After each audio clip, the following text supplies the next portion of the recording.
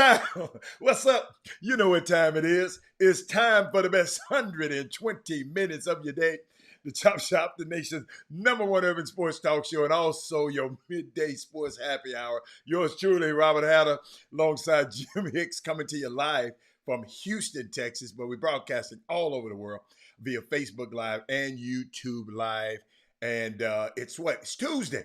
And I'm laughing at myself, y'all, because it's a lot of, it's a lot of stuff before you come on the show. It's a lot of stuff you have to, things you have to make sure.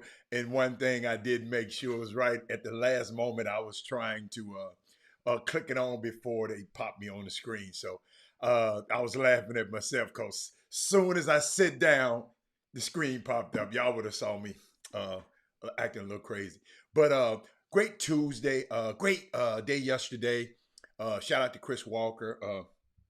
A great topic. We didn't sometimes our topics just take a life of its own. We start talking about the draft and we just tried to educate you about stuff that goes on behind the scenes and just our experience in this stuff. I got a letter, like a great letter we got from the young man Solomon. Those kind of things, man. Y'all just don't understand. Excuse me. I yes, I got the pictures, Kim. I got your stuff, and I got it queued to put. But yesterday on a Monday, it's just hard to do certain things because I know so much stuff happened on the weekend. Monday is always not necessarily rushed, but we have to condense it because we probably have a guest. Then Jimmy will come in. So, but I got it. Matter of fact, Kim, after let me do me a favor. Let me call out my starting five today. Then I'll start addressing your questions on the on the feed. So let's talk about my starting five right quick. We got Sonia Billingsley, Corey Willis, Mindy Collins, Chris Charles, and Kimberly Jackson. And the sixth man of the day is Daryl Anderson. And everybody, our starting five is that we affectionately call them that because they are the first five people to sign on to the feed. We got a mixture of Corey Willis is on YouTube, and Sonya and the rest of the crew is on Facebook. So YouTube, let's get it up, baby. Let's get it up. Hey, Mate, let's see. I'm just going down and just looking at the comments. Going down, when I look over this way, I'm looking at the comments because I'm looking at a big monitor. Yesterday, let me, since Kim is on here, what's up, everybody? Let me pop some up on the screen. Kim sent me a picture. Kim Jackson. She sent me a picture of the young fellas going to the prom, and I know I got it. No, I got it, Kim. No, I got it. Put it up there. What was we doing yesterday? There's a lot of stuff was going on yesterday. But and you sent me let me see. I know I got it. Y'all know I don't have my glasses on. So let me go in here and find it right quick. Camp, let me see. Let's see, can I find my young fellas? Where are they? And but thank you. When you send me stuff like that, I had it yesterday, Kim. Kim, it didn't disappear on me. I'm serious. I can't find it. I had it all set to go. I don't know what happened. But believe you me, shout out to those young guys, group of them. They were so sharp, and I wanted to show y'all how sharp they were. But for some reason, it's not popping up on my screen. Let's go one more time. No, something's happened. So we ain't worried about it. But we'll get to it. Hey Gina, what's up, Trey Phillips? Rod Royals is up at Wrigley Fields. He on a day trip with his daughter. Who else we got? Have y'all seen the video of the to y'all IG? Did you? I sent a great video to IG. I didn't get it. I didn't get it. Sometimes we don't check that stuff every day. If you send it to my email, we do, but sometimes we don't check that stuff a lot. But I promise you, I'll check it a little bit later that you told me. What's up, Barry? What Steph Curry? Yes, Steph Curry is amazing. What's up, Karen Rose? Kevin Allen is in the building. Yes. Yeah, Rod will so let's start. Let's crank this thing. Let me see. But Kim, I ain't forgot, Kim. Soon as I take a break, I'm gonna find out what happened. You can believe that. Some heads gonna roll.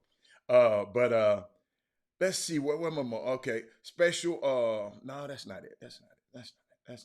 It might be it. Let's see. Let's see. I'm trying to see where I was going. First of all, I wanted to start the show off. I know. First of all, don't forget to tag your friends, man. Let's text, tell, tag your friends, share the show. Let's do all of that. Let's get all of that right out the way right now. Do all of that right now. Share the show. If you're on YouTube, like the show. And if you're on Facebook and has not subscribed to YouTube, um, let me tell you something. Great story. Yesterday, out playing a little golf. The young lady who was on the cart, she came around, and then she came around, and I asked her, I said, "You like sports?" And she said, "Yeah." She said, "I said, go to this," and she subscribed to it right away. She said, "Wow, I didn't know this." And it happened to be a young girl, a young white girl, and it was and she already subscribed to it already. So that's how we do. That's how we do our friends. Hey, are you subscribed to on YouTube, the Chop Shop? Just tell them to do it. That's all. They'll do it. But I want to shout out to my young fella Junior. Uh, uh, uh, uh, uh, Junior. He was the Lofton, Kenneth Lofton Jr. He is the male. They instead of the ESPYs, they got the TechSPYs because they the Louisiana Tech. Last night he was the male player of the year. Shout out to Junior. Young man was on the cover of Jimmy's magazine with with a lot of more killers on there, and it's just sometimes you just get proud when you see that in a young man, and it's just so much stuff. So I'm trying to figure out where I'm gonna go first because I got so much stuff. I want to share this with Jimmy. I got a question. Since y'all first, the people. Oh, let's not forget about Mother's Day. And I've been getting your response, but guess what? Let me share to y'all what's going on, man. Mindy, you better tell those people how nice those gifts from the Anthony Lawrence collection is. Sonia Billingsley, whoever received a gift from, y'all better tell those people. Let me tell you something, mamas. This wasn't no. I didn't just say okay, it's overnight. No, we was thinking about what can we do for the YouTube, the Chop Shop moms for Mother's Day. Mother's Day is a special day for us, and special day with the Chop Shop because of Women Rock Wednesday. So the owner of that company said, "Okay, Rob, I got something for you."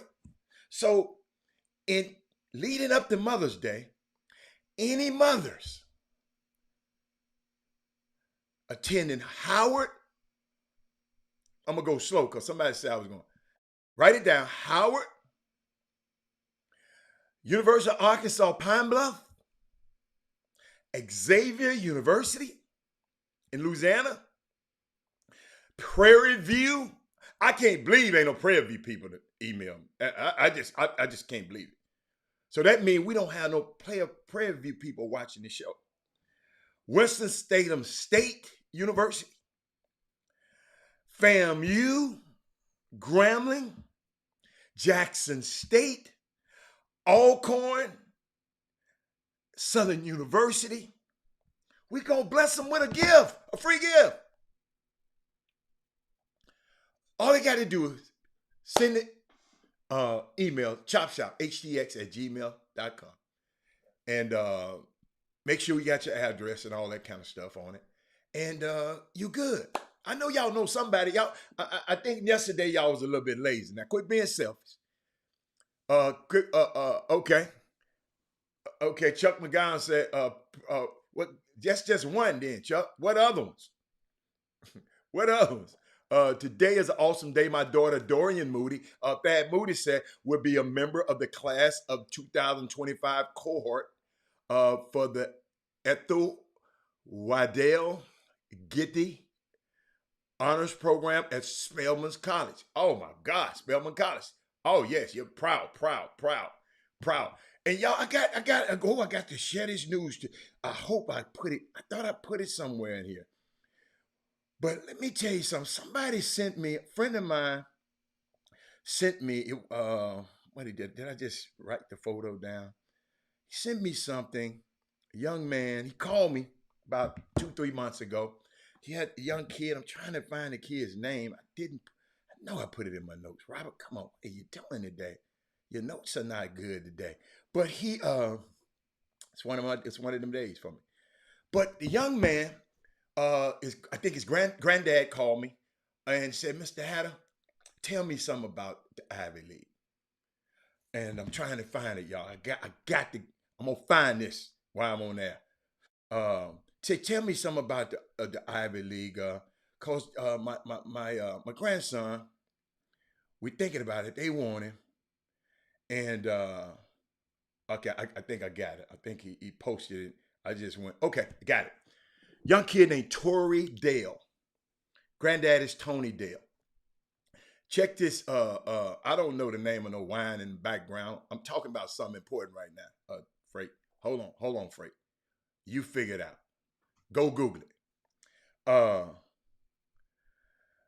Granddad called me months ago. Uh, Slow down, Wesley Yates. Slow down. Uh, Called me months ago just asking about Cornell and the Ivy League experience. And I gave him my spiel. We talked. And he texted me and said, "Man, thank you. And I gave him the pros and the cons because the Ivy League is not everybody. It's not for everybody. And I explained to people that, but if you have a choice and your son is smart enough to handle that work and be an athlete, because in the Ivy League, they don't care about you being an athlete. You got to be there on Monday morning in class. You got to be there on Friday for your class. Those professors don't go to the game. So I gave him John Newsom. I gave him all the slow down.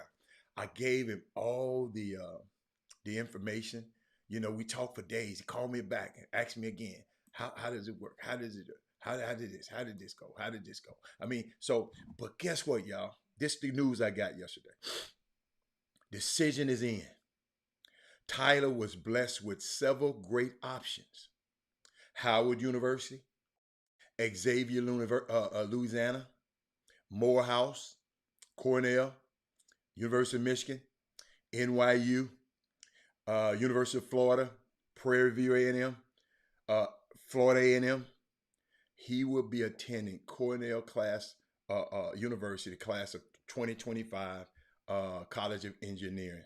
This kid has got to be an amazing kid because that engineering program up there is no joke.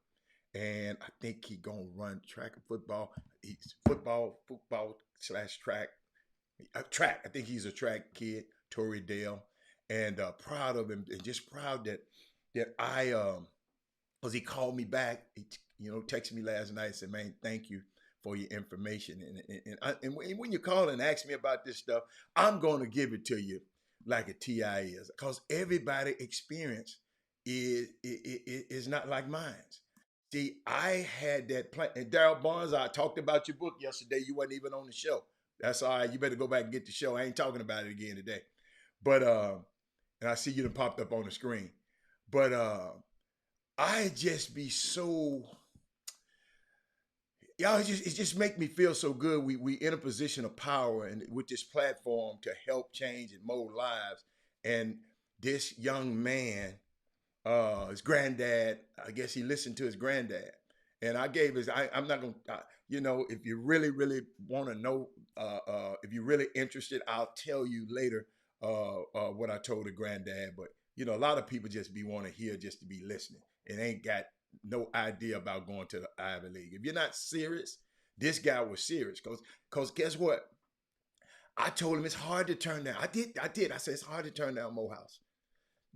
We just wasn't thinking Morehouse. I said, but in these days and times, I don't know. I would have took a serious look at Morehouse and what else? Howard. I would have took a today. We probably would have took a serious and it was so what's so unique. We played Howard every year. We played Howard every year, and I mean he played him.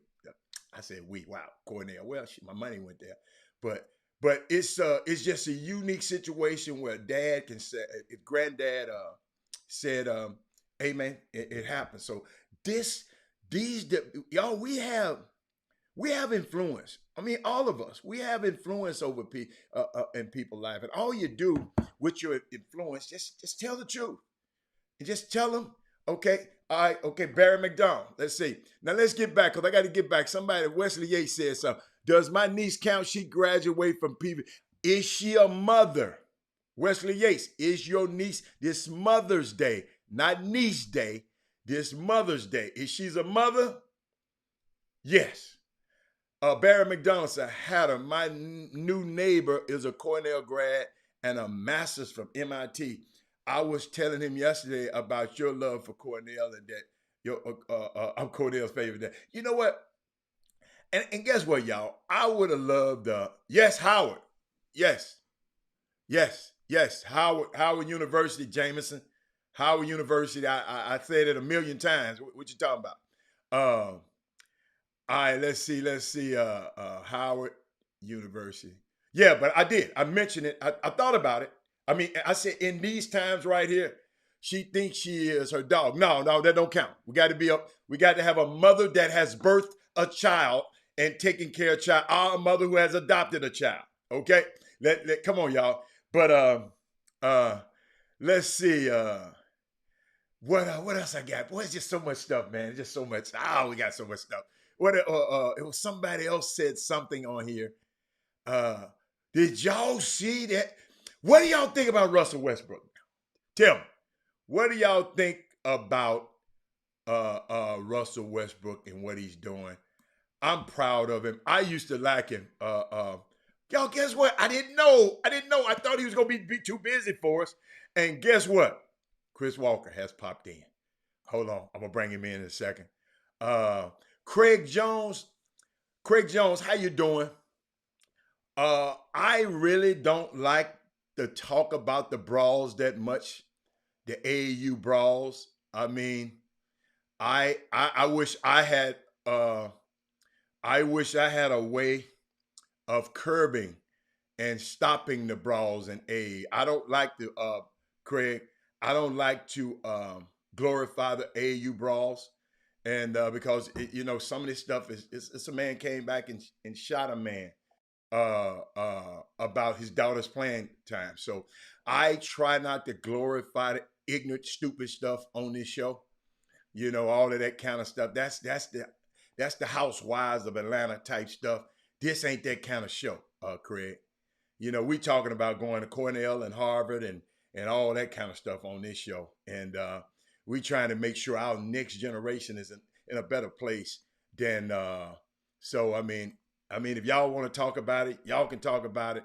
But I didn't see it. Matter of fact, when people send that stuff to me, Craig, I don't want to see us fighting like that. I don't like that. If I want to see a fight, guess what? I go to Vegas and watch the boxing match. I can go put on some old Floyd Mayweather because they getting paid to box. Those people in them, they gonna take their ass to jail.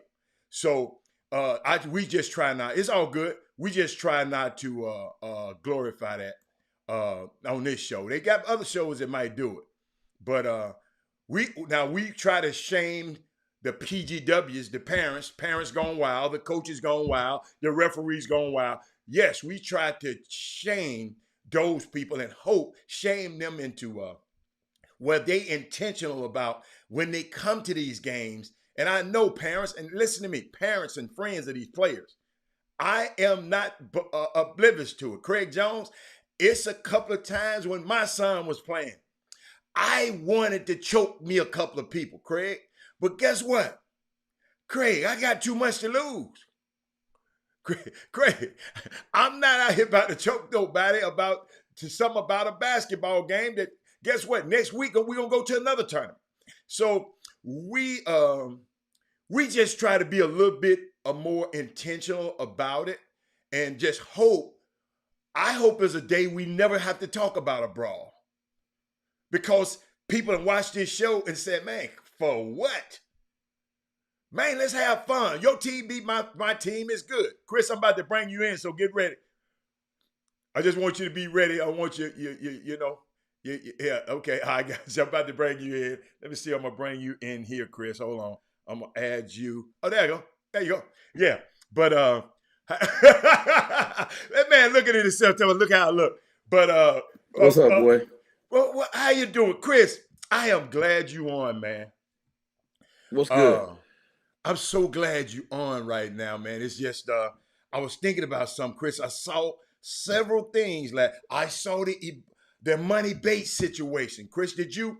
And it's on you have to you got to be an insider on ESPN to see the whole article. But it was an Man, these dudes are article. stupid. What'd you say? What else? These dudes, Stephen Woods' shirt not that tight today. Them dudes love messing with me. Yeah. Boy, watch your mouth. I heard you. Chop. Hey, but no, it's they was talking about him, Chris. Where is it? It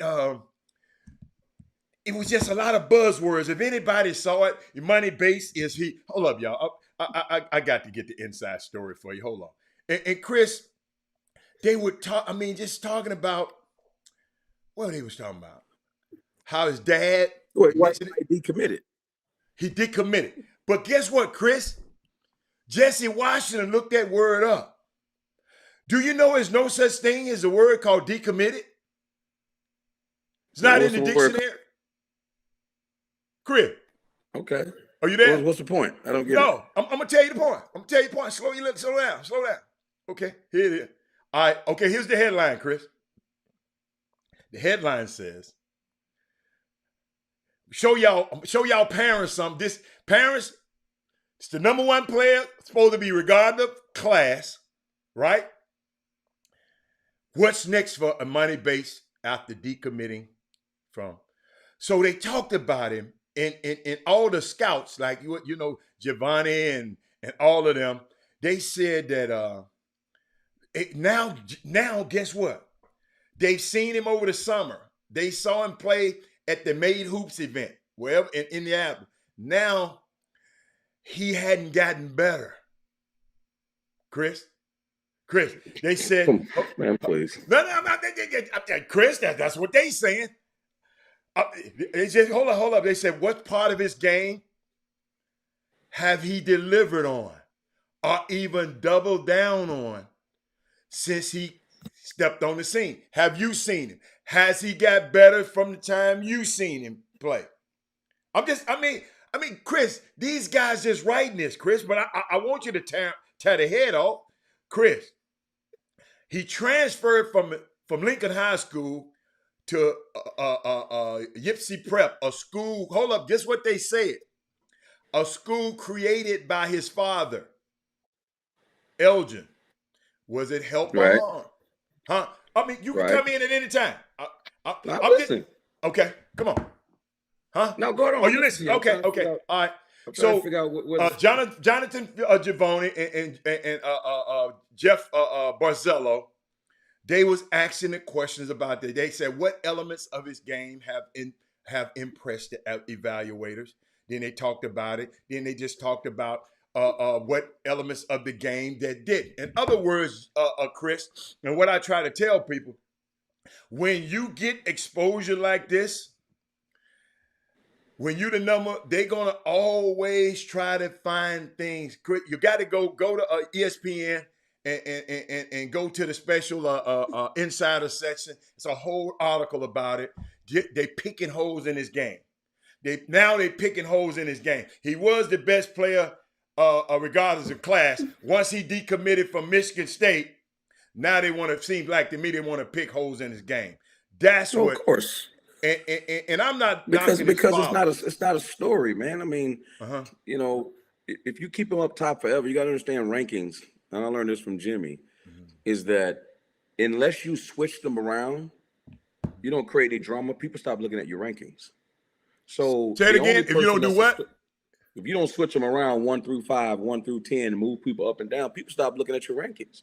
So the other thing is, if you want to, if Amani bases a story, say something good about him. You want a better story? Chop him up. You got to realize it's media, bro. Like, you know, I got a question though. I got a question.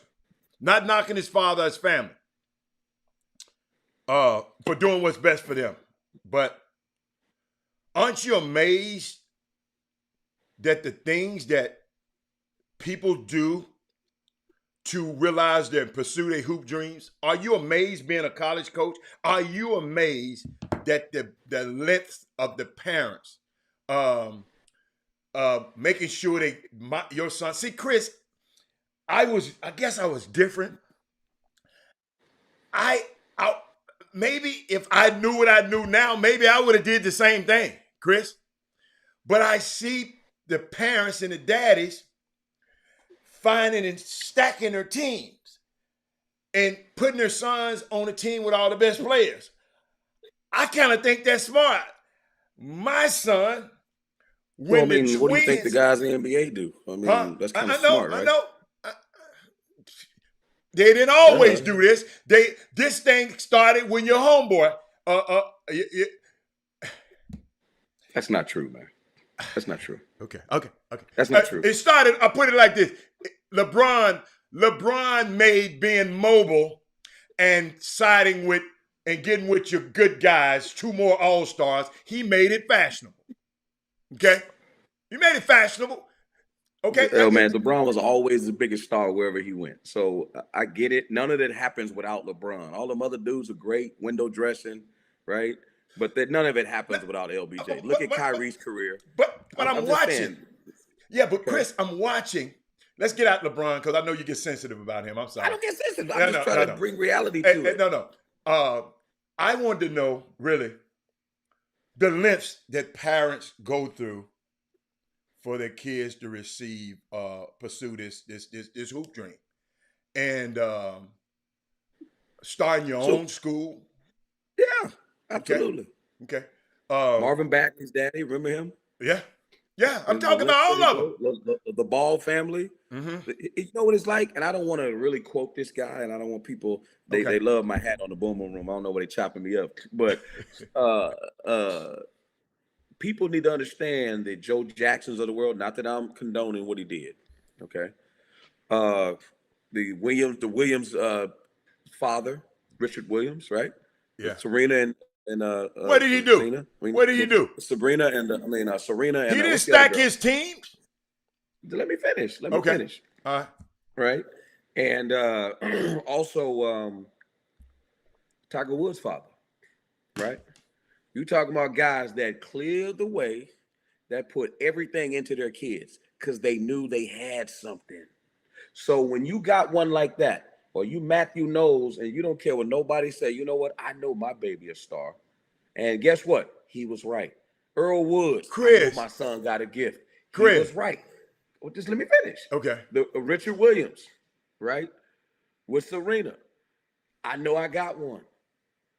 Them dudes that know they got one, We ain't talking about them guys. Those are the outliers. Those are the unicorns. Everybody. Where did they go? Oh no! I was talking about the pursuit of all parents. So everybody's not one of them, Chris. And this guys, they don't know that, but they don't know that, and because Robert Hatter is one of those guys that gets mad at me and calls me a dream killer.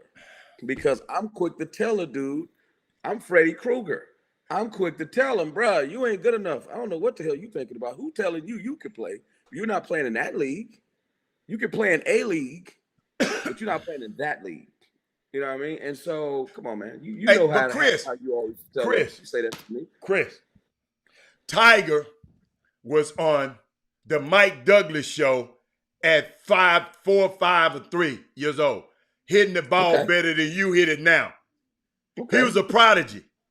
Okay. Serena Williams and her sister was in Compton on those tennis courts with the braids. Huh? In the hood. In the In the hood. Not Hold on. great training. Chris, no, they had no great training. Their daddy trained them. But you know what I'm That talking about. daddy trained them. Stop it. Stop it. Come on, man. I know that story. Where did he play? Was he a tennis pro? He read books. Thank you. So it doesn't mean that they're gonna make it. You can't sit up and say like, "Oh, there's no question, Venus and Serena are making it," just because the daddy wanted to train them. Come on, man. How many dads we know out there think their kids are really, really good? That's what I'm talking about. He caught it. He saw something in his kids, and he did everything he could to make it happen. The same way Matthew knows. Remember, Destiny's Child started. They had about 3 or 4 different members, right? Yeah. But his daddy said, "You know what? I got something here." No, don't you know his daddy had to be encouraged? Because the daddy was worried about the group, and somebody had to came and tell him, man, you better throw them other gals in the ocean. Your daughters is a star. Chris, Chris, remind me to tell you about that conversation. Chris. You always want to tell. Somebody said Darren Fox was another. He knew he had one too. Darren Fox's father. Them dudes know, man. And guess what? Everybody know when somebody got one. You know. But everybody ain't got one. But everybody did anybody argue that Justice Winslow was not one of them dudes? Ricky Winslow knew he Chris, had you one. talk about the top 1%. I ain't talking about them. Okay. Well, everybody's daddy think they won. Hold up. Let me go. Hold on. Let me go. Jacoby probably think his son the one. Kevin Allen gonna think his son the one. Darryl Barnes think his son the one. Shitting me. No. Yes, they do. No. Rick Brown think his son the one. I'm going. Wesley Yates think his son is the one. No, they don't. Get the hell out of here. No. Let me tell you something. Hatter. When you go to those little tournaments, when you go see the little bitty ball tournaments, the little ball beaters, right? And you watching them ball beaters, and guess what you say? Man, why that little kid right there is better than everybody else. You're like, and you want to be happy, you want to do the participation trophy thing, but you like, wow, that kid, who is that kid right there? Don't you understand? We do the same thing when they get grown. Yo, I get what y'all saying. We said that about Tommy Mason Griffin. Oh, I never said that about him. He's a peanut. He's a baby. He's small. Hold up. I go to Memphis, my hometown, and everybody down there talk about AAU basketball when they were young. They always talk about Tommy Mason Griffin. All over. You might not, but think about it. Chris, Tommy was your size. And he was doing things you couldn't do. And you say he wasn't special? I didn't think he was special. I think he was a good player. I didn't think he was special. Excuse me, Jay. Hey, hold on. Okay, how about this? Hold on. Stop. I was just using an example. If y'all don't have sons, I just use y'all name. I don't know whether y'all got no sons or not. So you don't have to put that on the damn screen. I was just using y'all as an example. Listen, come on. Tommy Mason Griffin was good, but TJ Ford, right? TJ Ford was special. That's my point to you. Oh. He was special.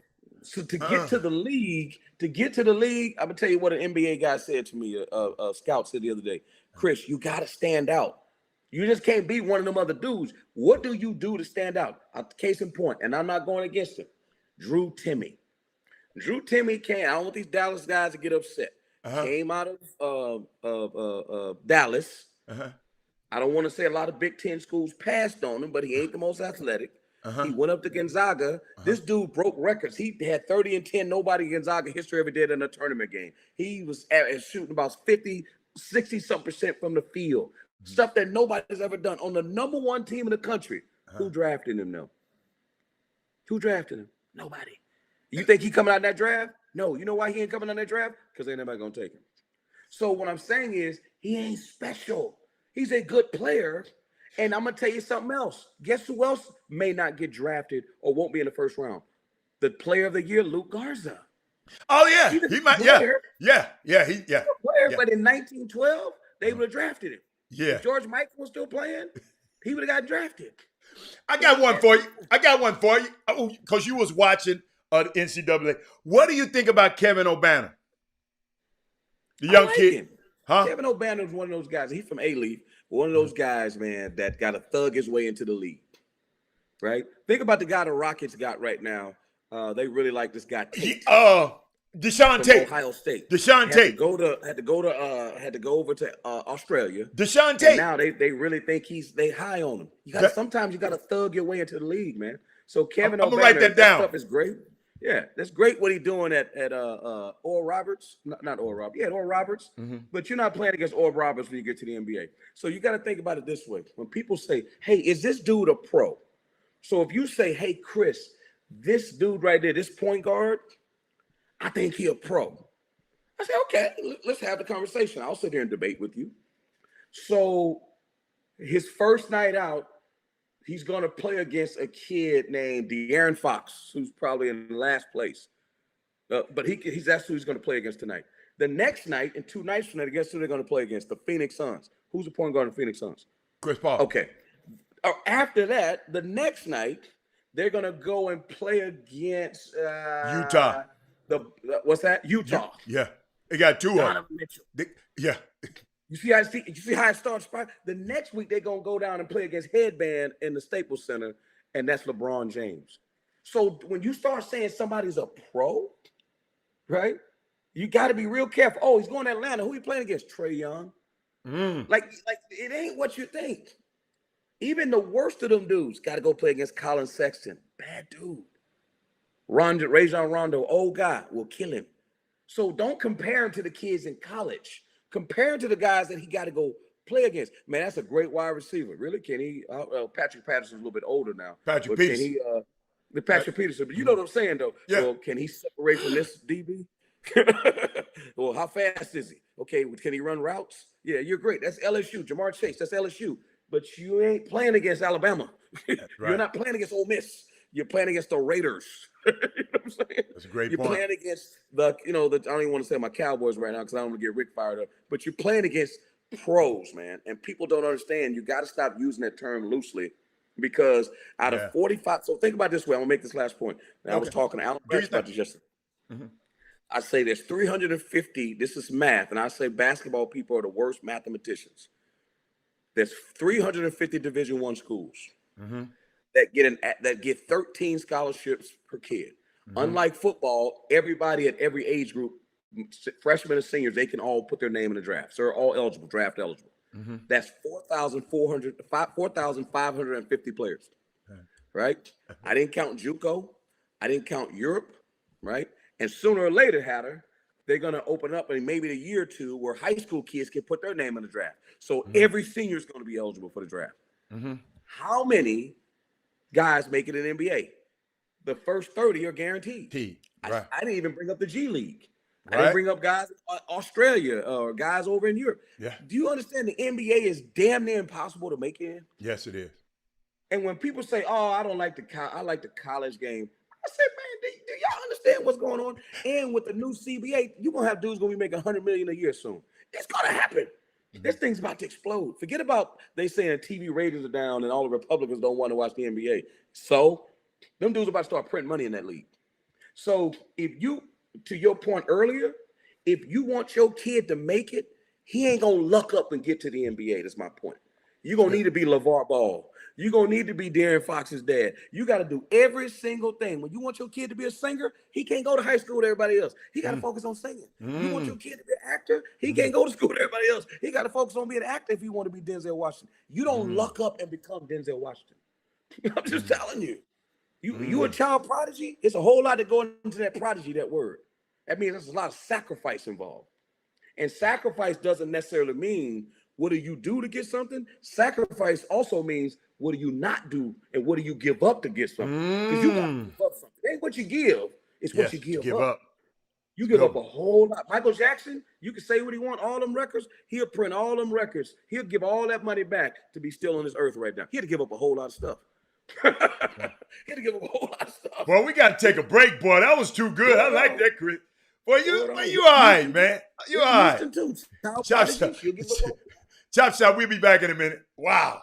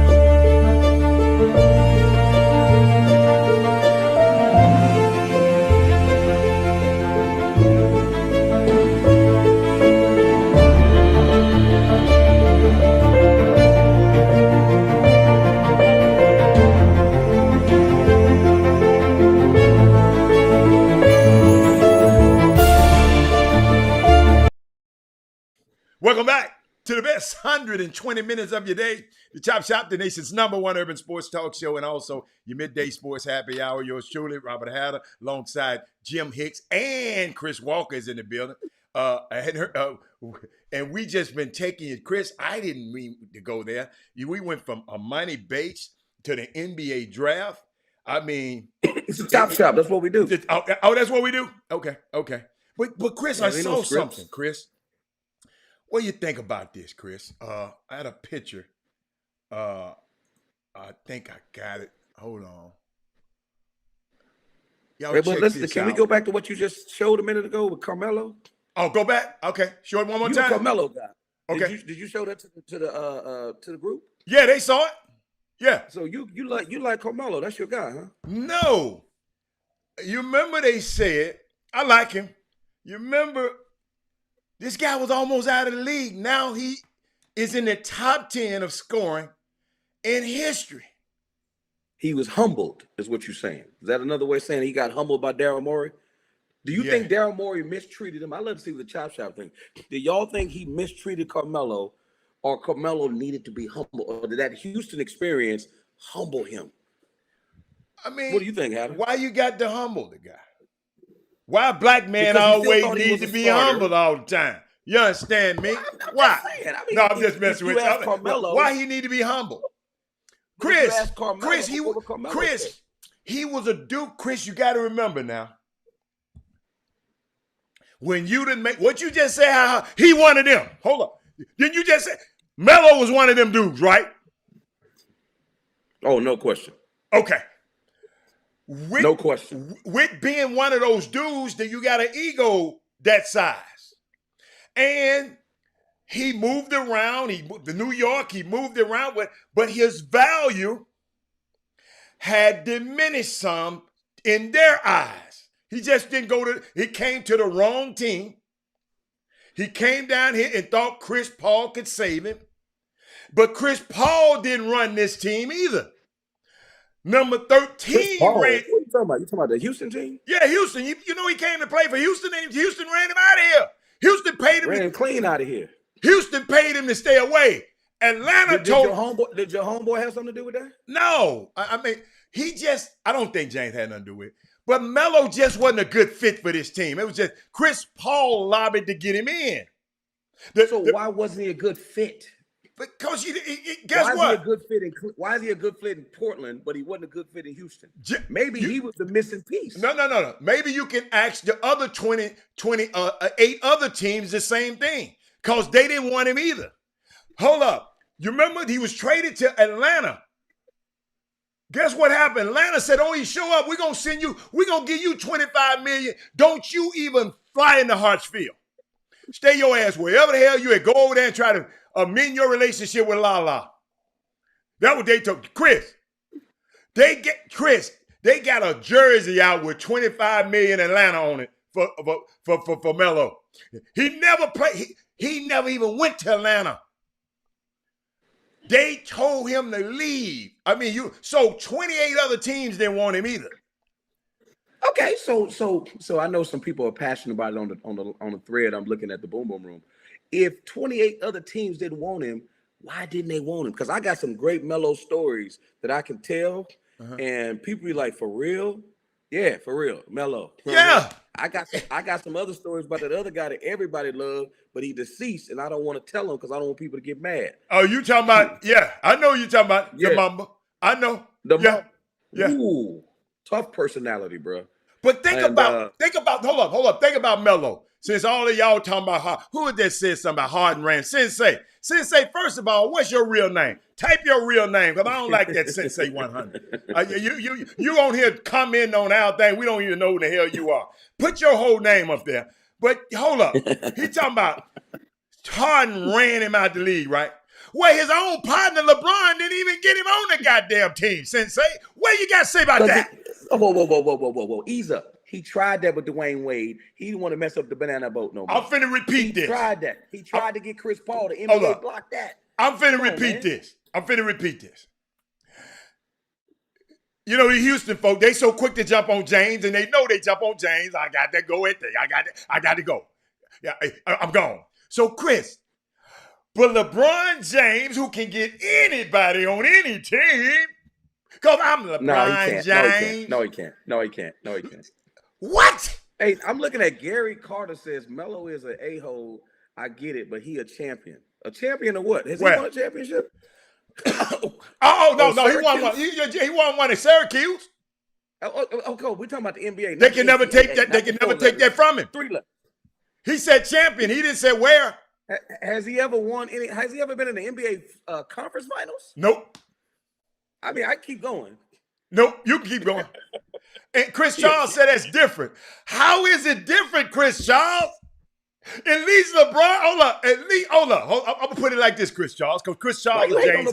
Why is LeBron? They talking about Harden. Why you bringing LeBron in? No. Because they talking about Harden ran him off. So guess what? At least Harden let him come on the damn team.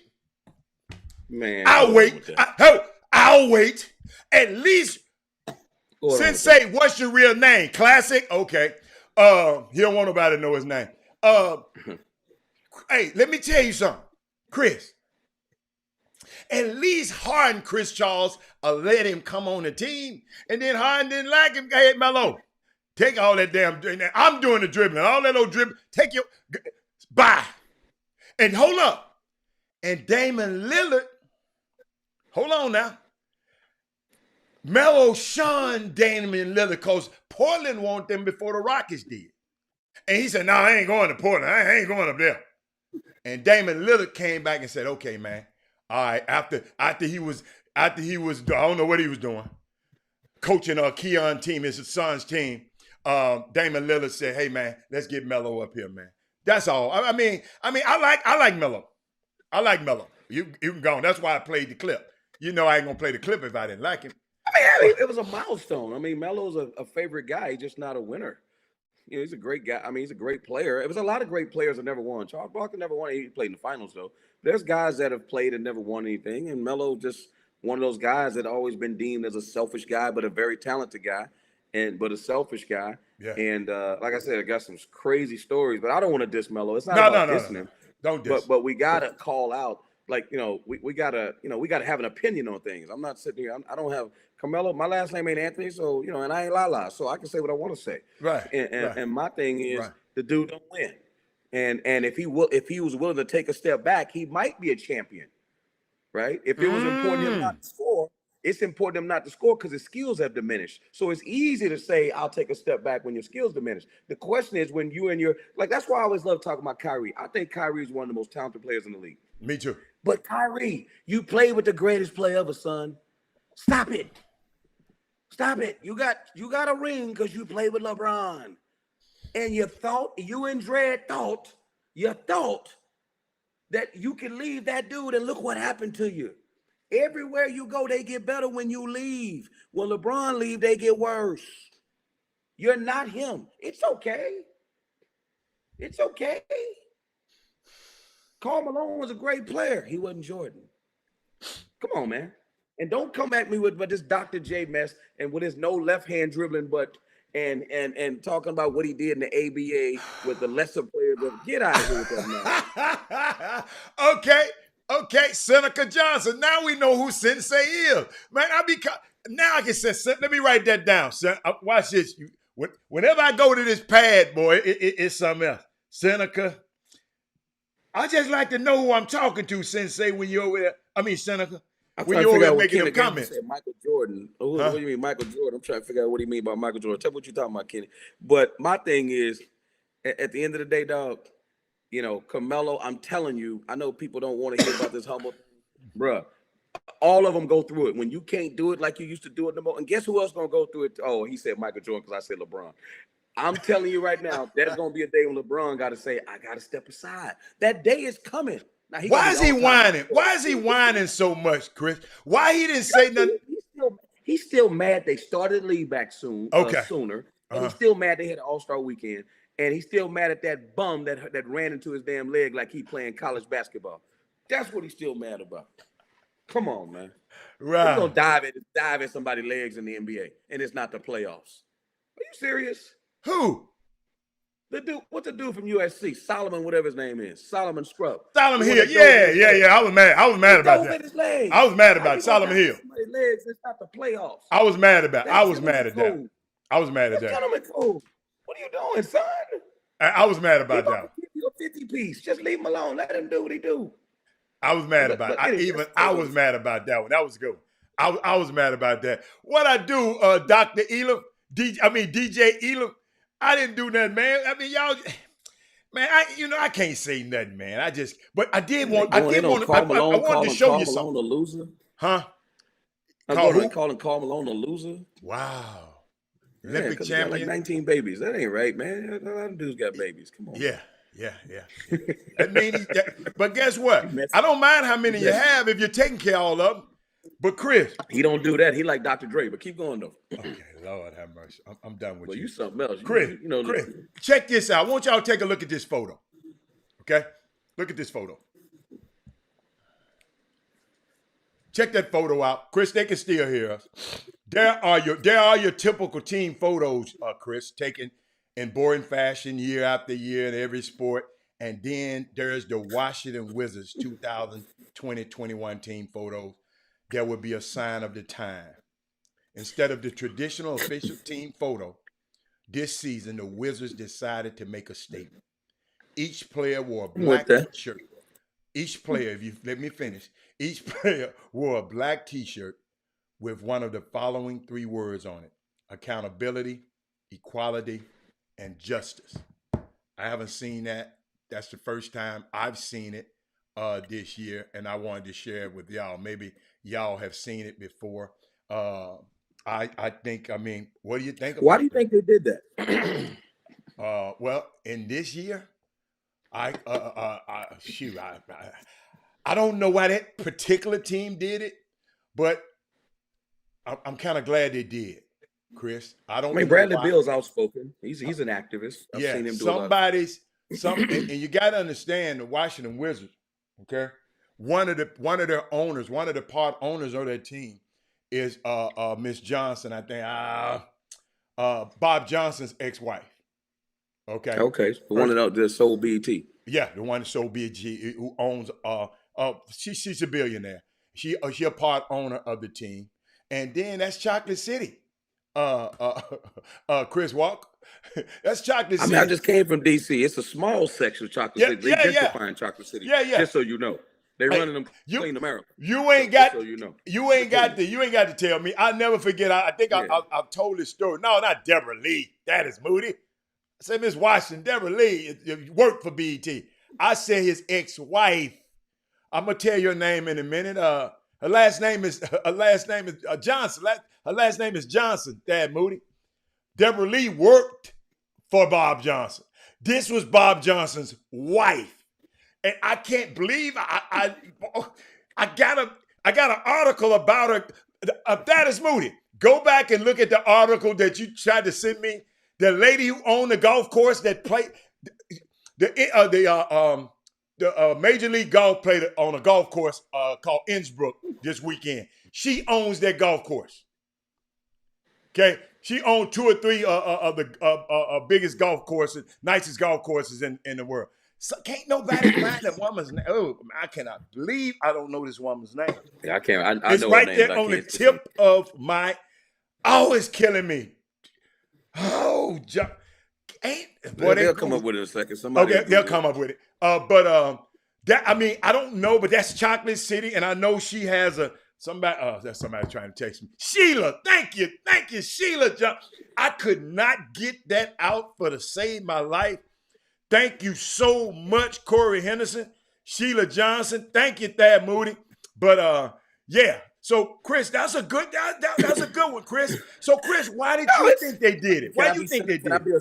Can I be cynical for a minute? Yeah, go. Because you are anyway. No, I'm just going to be cynical. Okay. I don't want everybody to come at me, but, where are we going to go from there? Like, tell me, okay, great optics. Cheat sheet. The hat. Great optics, right? Great optics. Uh-huh. What's the action item from this? Okay. Like what? I get you, players. Yeah, great. Mm-hmm. What's the action item Now, what else are you gonna do? We know they're gonna get paid. Do you see all the way? So you haven't been watching when all of these players been doing this year? Where the hell you been on CBS? Well, been had you in a hold on, cubicle? What they do? The players, a lot of these players were part of that get out the vote campaign. A lot of those players were part of all the man. Come on, Chris, get out of here, Chris. Chris, you got to get out of that CBS cubicle, please. Oh man, hold on. I get you. You chop me up, but we just had a conversation yesterday about upper management in pro sports and how there are no brothers at the top. They hadn't got there yet. Okay, so you saying I asked you where to go from there. I'm not saying we got, but there Chris, yet. they can't save the world, Chris. Chris, they got to do certain things, and I agree with you. I agree with you. Hold up, Chris. Where were you when I came on this show and I said that? Hold up, let me see something. And I said, "No, you good, Jimmy." Hey, when I came on this show, and see, I done lost my train of thought. But when I came on this show, and I was a little mad at Kevin Durant and Kyrie Irving for signing off on what's his name, Steve Nash, as a coach. Why were you upset? Why were you upset? Because they had the power to put a black coach there. Did they? No, they did not. I said I was on this show going at them, chopping them up about that. But can I ask you a question? Come on. On that note. Come on. And again, this is not. I'm just asking. I'm just asking questions. I love for the boom boom boom to chime in on this. So Steve Nash, did he ever coach before? Huh? Nope. Has Steve Nash been a coach before that? Nope. Was Steve Kerr ever a coach before he went to the Golden State Warriors? Nope. So why is it that Deion Sanders wants to coach in college, not the pros? And he got to go coach Jackson State. Eddie George, he coached the Tennessee Titans, right? No. Oh, no. Tennessee State. Marshall Falk just got the LSU job, right? Nope. Oh, they're going to give him the Southern job, right? Yep. Why is it that Jimmy laughing, Jimmy know where I'm going. Why is it that they can go from, well, I was a great player to coaching an NBA team? Cliff Kingsbury has a losing record at Texas Tech and is the head coach of the St. Louis Cardinals. But those three gentlemen got to go coach in the SWAC? Am I missing something, Jimmy? I'm just asking a question. Come on, Jimmy. I'm just asking a question. Jimmy raised his hand. Let me just tell me what's going on. Boom, boom, room. Steve What's Nash going on, got guys? a lot of NBA players. What is King Sticks talking Now, about? listen, real good. You're right, Kay Lofton, but you know what I'm saying. And I bring this topic because this topic is continuance from yesterday. I bring this response from yesterday, and this is something, Chris. You golf a little bit. How do you golf a little? You golf a little bit. Okay. Eddie George he's been golfing a little bit, and they often do golf tournaments, scrambles. There's a local guy in Houston. He's what they would call back in the days. He would be known as a socialite back in the 90s, on up, because those guys were playing in the NFL. He did a lot of parties and stuff for him. Name is Floyd Johnson. Floyd Johnson. Those guys like Eddie George played golf on what other folk play. What's the golf course over there? Where they used to have the Shell Houston Open at and all that. What's that? Fall Creek. Fall Creek. They changed the name about. It used to be Redstone. I don't know what Redstone. I don't know what it is now. So those people that Golf Club of Houston now. It's the Golf Club of Houston. What it is now? Yeah. Golf Club of Houston now. Yeah. So the regulars there and the regulars in the Woodlands, they would basically consider with Eddie George, him golfing with Floyd Johnson and Alonzo Highsmith and all those guys. That's like the Chitlin circuit. Maybe Eddie George, if he would have been golfing over at Carlton Woods out there where that Houston, yeah. Right. Maybe if he'd have been Y'all understand. crazy. No. No, That, go let him finish. Let him get Chris, come on, Chris, Jimmy. that stuff do matter. Matters. Didn't y'all? Hold on. Aren't we taught and led to believe that deals are made on the golf course? Okay. And every now and then those let's say those 3 white guys is making up the scramble, and that 4th guy is a black dude who can really stroke that ball down the course, drive that thing 300 yards. He gonna be the guy, the black guy they always gonna call to come and golf with them to be they show off. Okay, Don't what's let your that current, black as you guy say? be able What's to your Let him current? finish, Chris. Come on, Don't let Jimmy. that black guy be able to have access to NFL or NBA guys. Don't let that be the case.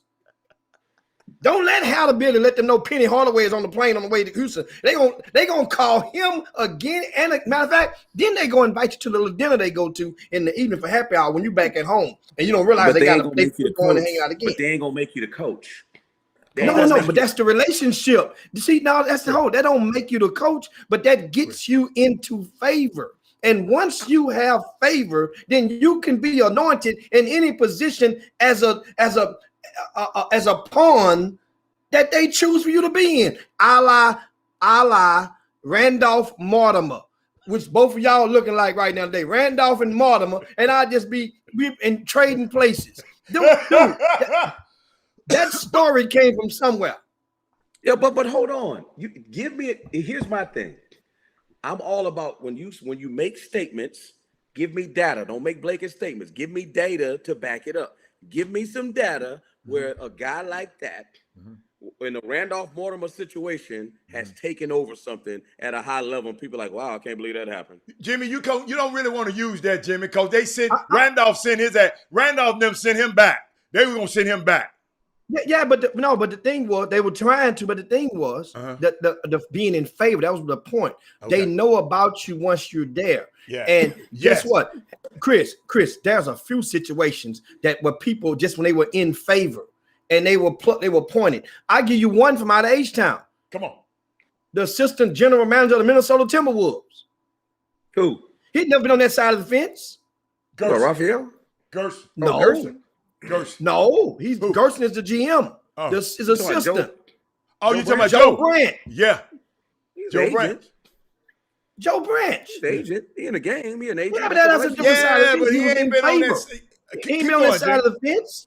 Mhm. So he got I anointed. understand that, but I His get that, but relationship that ain't from the out of big share. H-Town with Gerson. Ah. Relationship. Big shit. We're talking Relationship. about somebody having no. We're talking about, but he was in the game though. I'm talking about somebody. Yeah, but not on going that side of from the fence. Not, just let me finish. It don't matter. He's still in the game. I'm talking about those guys becoming the head coach, the top guy, the top spot with no experience. Oh, he talking about you with know no what? experience, Jim. Zero experience. He talking and then about all of a sudden zero becomes the head experience. coach. It ain't But- even coaching. But Chris, we will never be able to be Don't unless use the N-word now. Don't say never. Don't use the N-word. no. I'm talking about. I said unless we are the people who doing the hiring. See, if you're not gonna, Chris, ain't nobody gonna come in your house and tell you who gonna do in your house. I keep trying to bring it up, and you brought it up one time, but I don't think you listen to your own words. Maybe I need to play that thing again from one night in Miami. The man can like you. He can love you. Oh, man, the rest of those guys, I ain't like them. Long as y'all sitting out in the porch. But I don't let y'all in the house. The house is different, Chris. When you, hold up, Eric Berry, Chris, look up that name. He is the GM of the Cleveland Browns. They let him in the house. So guess what Eric Berry's job is? His job is to make sure somebody else like him hire somebody like him to be his understudy. Huh? I got you. But what we're talking about, I hear what you're saying. But Eric Berry probably worked his way to that situation. He didn't just get that job with no He experience. 30-some years old. I don't know him. I'm just saying he probably somebody say I'm gonna take a chance on him. Yeah, he went to Princeton. That's why. Probably, but Yeah, there's people that go to no, I'm Clemson telling you. that don't get those opportunities. And my only thing is, I'm talking about from a coaching standpoint, because that's what I'm saying, is Okay. that they just say, hey, we're going to get this dude a chance. And Eddie George, those guys, they're great players, but the Cleveland Browns, you know what? If Eric Berry want to really tell me, if he want to really say or really accentuate that point, tell Eric Berry the minute they get rid of Andrew Berry. I'm sorry. Andrew Berry. I'm sorry. Andrew Berry, tell him to hire Deion Sanders from Jackson State, and then you can talk to him. Now, another. You asked for another example. Give him another, Jim. Now, I was just talking to Stacey Houston. Like Stacey mentioned, says that they are not going to put a pawn in a powerful position. It happens all the time, right up under your eyes. You don't even realize it. Look at the head coach of the Houston Rockets right now. Do you not consider that a pawn? Why is he a pawn? I disagree. Are you serious? What? He took the job. Hold on. That particular job, as it was, Chris, when he got the job, that particular job, he was going to be there. He took that job. job. So hold on. No. That's not true. That's not true. They would not have lost both of those guys. That's almost guaranteed if they would have hired one or the two other people. Easy. That's not. That's Chris. They would have lost them anyway. Oh, what? When Daryl left, it was over. Because Russell didn't want to be here no more, Jim. They don't like Russell. Both of those guys would not have left had they not hired that coach. It was no chance. Was leaving regardless. But Westbrook understand. Westbrook was going to leave regardless because they had already said the Rockets already made it clear to Westbrook. Either it's going to be you or him. It's you. Right. They had already made that clear. So that being said, now let's talk about the other person because the other guy was going no matter what. So now only one was going to be there. So you saying if they hire somebody else, you know who would have left? Is that what you're saying? Because the other guy would not have left. Would not have left. When this guy, dude, when this guy here came, he wasn't going to win in Houston, bro. Dude, he wasn't going to leave right then. Wasn't going to leave right then. That wasn't on the table. Right then, a different story. Wasn't going to leave right then. That's the key. Remember, they forced him to come on in. And see what he did when he finally started playing. When number 13 finally started playing the Rockets, he was playing like nonchalantly, like, man, I don't want to be. He came in, and matter of fact, it looked like he was overweight on purpose. It looked like it. I don't know. Some people say he might have had a thing on up on him because he looked like he had lost all that weight 2 weeks later in Brooklyn. He's back to regular. But if you remember how his demeanor was, understand, yes, he scored 44 points or something in his first game back with the Rockets. Yes. But at the same time, it was like, man, Jim, I ain't. Jim, if you got a whole bunch of money in your pocket, right? You got 2, 3, 4, whatever he got, about $300 million. And you're telling me this dude he ain't going to play forever. You got to think about the way this dude thinks. He knows, look at his body. He's not playing forever. He wants to win a championship. You think he going to sit there with the Rockets? You talking about they bringing somebody else in. He's not going to do that. He wanted out. Guess what? Hatter. He still got his Do you believe? Hold on. Hatter, do you believe that had they hired John Lucas, that at least one of those guys would have stayed? No. One of them would have stayed. No, would have stayed. One of them would have stayed. First of all, Jimmy, you're missing the point. It ain't one of them I'm guys. not missing the point. I'm not missing the point. There's two people telling you something that's happening in Houston. Hold on, let me finish. John Lucas wasn't hired. He didn't make he wasn't the GM. They were getting rid of the other guy regardless because they were trying to keep James. So it didn't matter what about Russ. So what you're saying is if they kept John Lucas, well, they kept James Harden. That's all. That's the conversation. It has nothing to do with Russ. We said one of them. We just said one of them. That's obvious what I'm just saying. He would have left regardless. No, not then. No, not then. He Not checked then. out on the Rockets. Yes. He wouldn't have checked out. He wouldn't have checked out. That's what we saying. He would have handled it a lot different. So what if I told y'all that James co-signed the hire? Say what? What if I told y'all that James Harden co-signed? No, that ain't true. I could come back and tell you he did. That can't be true, right? That ain't true. I can tell you that he did. That ain't true. That ain't true. Dude couldn't even find James. He couldn't even get James to return his phone calls. He couldn't even retire. I'm just telling. I know some of that same information. All I'm telling you is, like, you guys, I get it. I'm not talking against anybody. All I'm telling you is the dude wants to win a championship. It ain't happening in Houston. It don't matter who the coach is. James was going to leave at some point, and Jimmy said But that. it wasn't going to be then. John would have got a fighting chance with him. That's what I'm saying. He checked out. He would, at least, if they would hire him, they would have been able to at least understand. Remember now what happened. Hey, so why didn't they hire him then? Hey, that GM hire? Because John Lucas, understand. I just gave you an example. John Lucas, understand, he's been recovering from 3 decades ongoing. So a lot of those parties, John does go, but John don't play golf. John ain't in those. He done played that game with a different regime. Remember, John has understand. Remember, he got into the league 3 times over with the Spurs, with the 76ers, and with the Cleveland Cavaliers. So he's played a game behind the bench last year. John was not one of the assistant coaches last year, or with Rick or whatever his name is, right? The guy who was a former coach. Not Adam, D'Antoni. D'Antoni. And then D'Antoni's gone. You bring in Silas. You make John the top assistant, which means he's valued with the Houston Rockets. If you knew, let me finish. If you're Tillman Fertitta and you're the $1 billion owner, because everybody like eating at his restaurants, that hiring John Lucas is going to keep arguably one of the best scorers in NBA history in town, why wouldn't you do it? If that's what you thought. Because we got to say Tillman Fertitta's a smart guy, right? Hold on. He's a smart man. So might not be smart in basketball. That's what I'm saying. You want to give him a basketball doctorate in basketball now. He made his money in hospitality. Guys. You can't be smart at everything, Chris. I didn't say that, but he's still a businessman that has to sit in a room and make decisions, which is why he's a billionaire. Okay, so why? I got a question. So why would you spend? If you're such a billionaire, why do you spend just only this bottom threshold for your coach?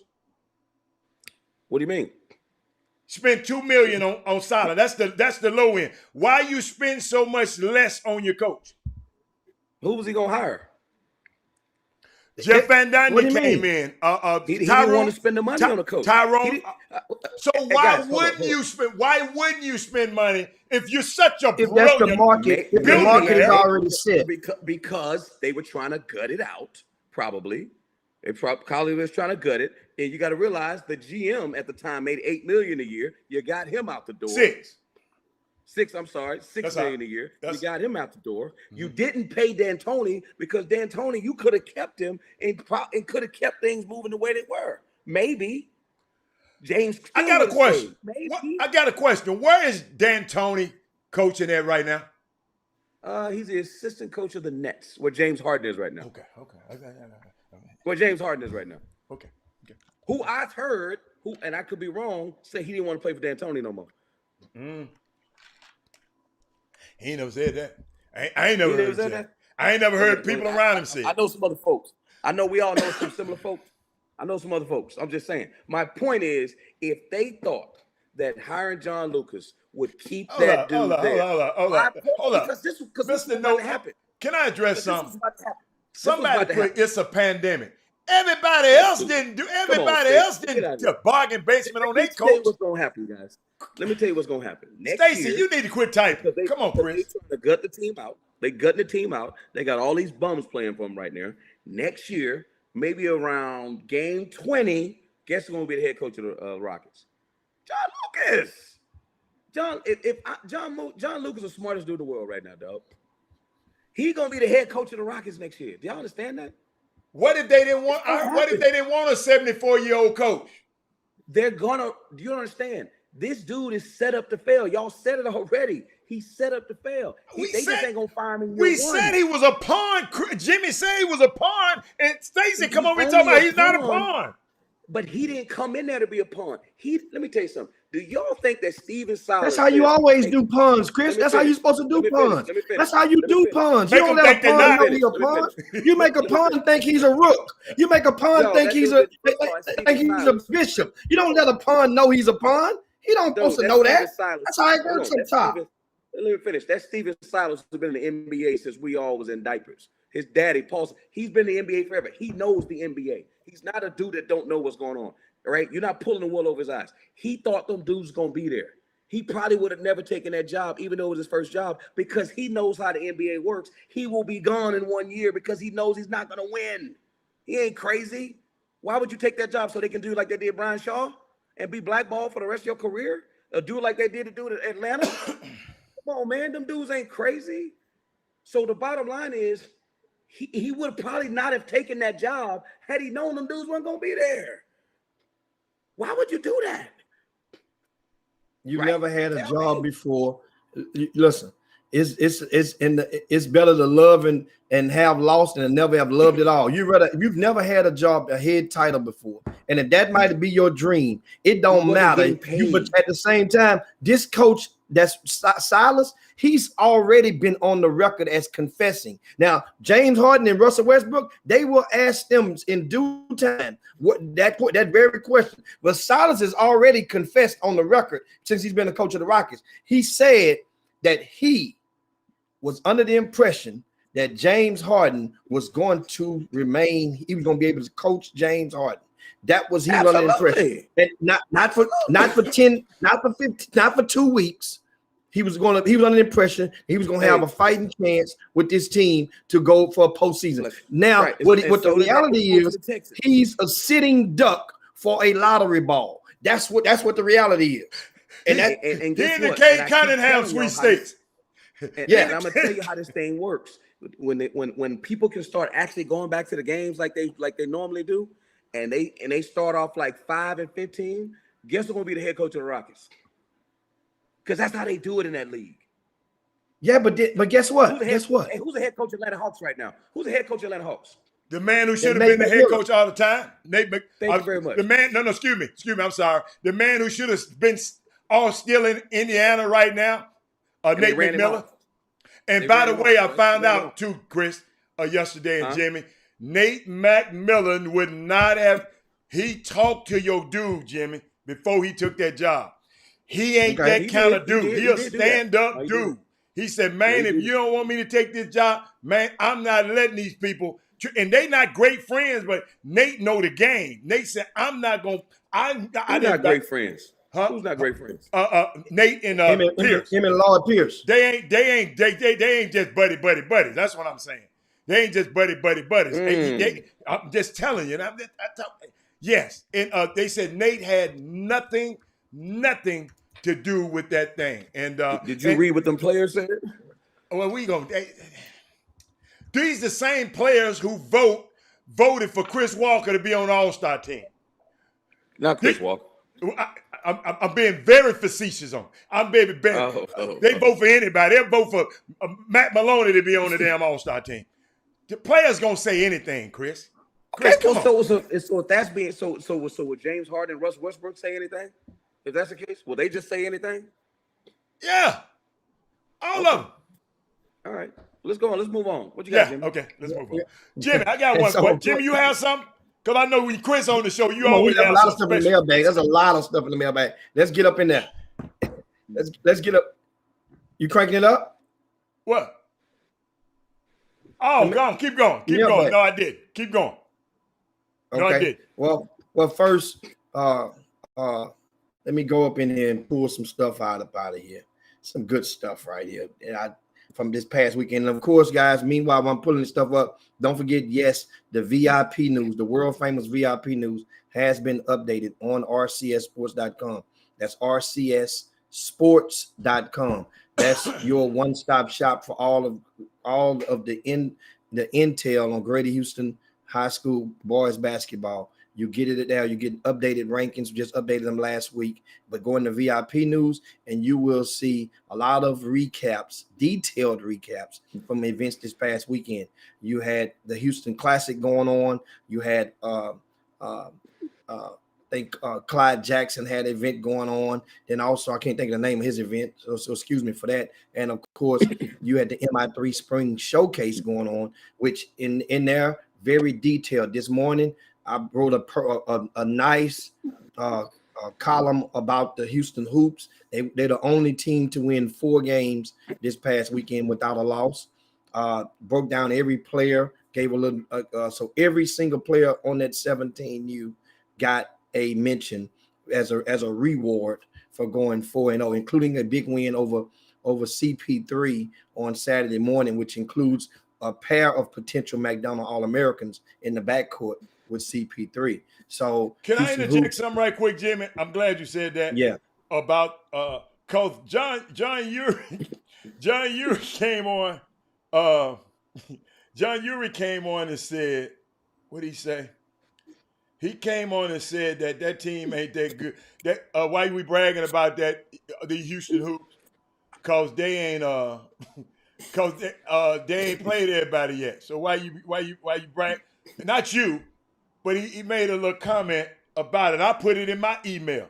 I mean, I put it in my I'm trying to bring this thing up, but I got to bring it up now since it made me think of something. If John Urie had a hold up, summer basketball, I think that it.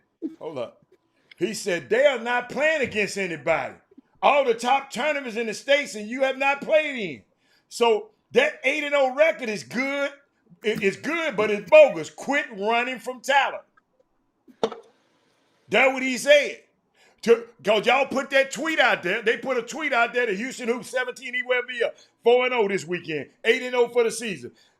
Beat 3 Nike teams this weekend.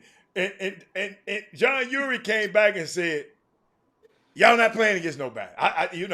Since you said it, I just want to throw it out there. That's John must have a good team, Jimmy. Is that what it is? Well, they started off good at the spring icebreaker, and since then the propellers, they've hit the wall, and I'm just saying they were great at the spring icebreaker. John Urie, his team. And you got to realize that certain teams peak out at certain parts of the summer. The spring icebreaker should not be where you peak out at. Put it like that.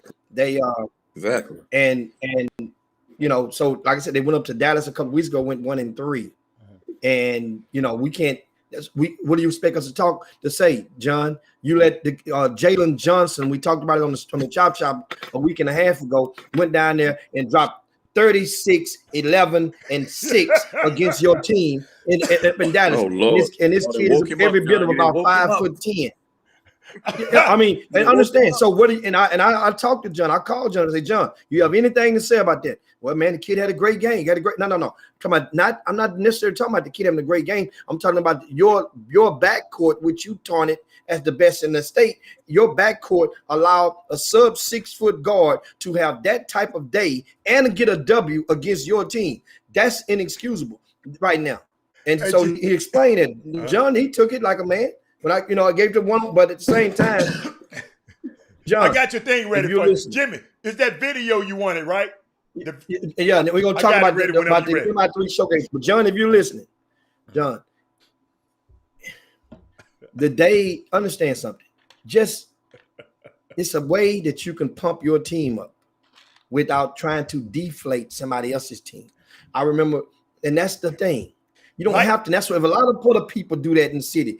Pump yourself up, but don't try to make people believe that the guy across the street ain't good. In other words, because eventually people see, they know what they see. Are you saying by him lighting somebody else's candle, don't blow his out? It's not blowing his out. And that's exactly what you're doing. Okay. Exactly what you're doing.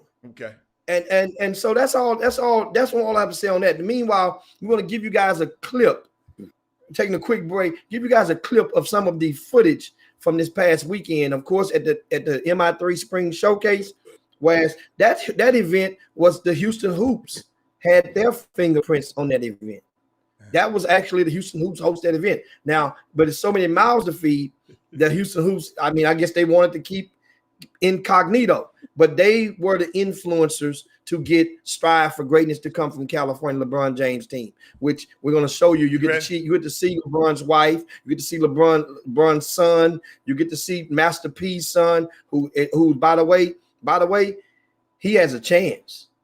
He A was chance to do really what? good this past weekend. A chance Can to do LeBron what? A son chance play to be, or just remember the last name youngest. James? If somebody make No, I just said a chance to do what? That's all. a Yeah, chance can to be LeBron son really play? special, Oh, a okay. chance to be really special. Okay.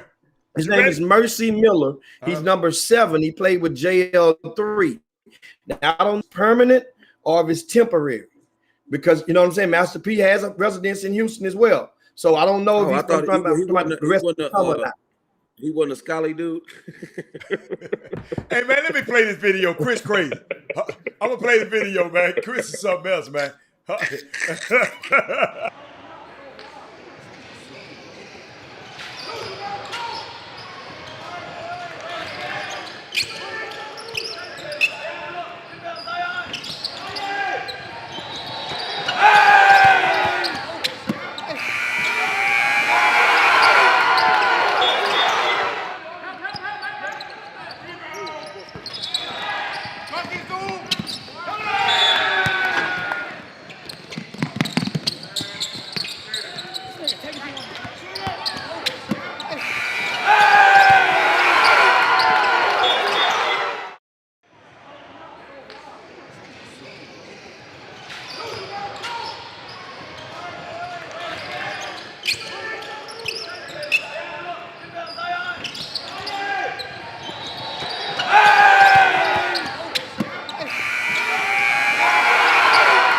And that was a buzzer beater right there.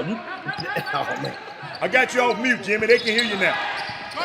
that's little Trevor Frank. Let me take it back a little bit. Let me show you what you was talking about, so you Yeah, can tell that's- us who is who. All right.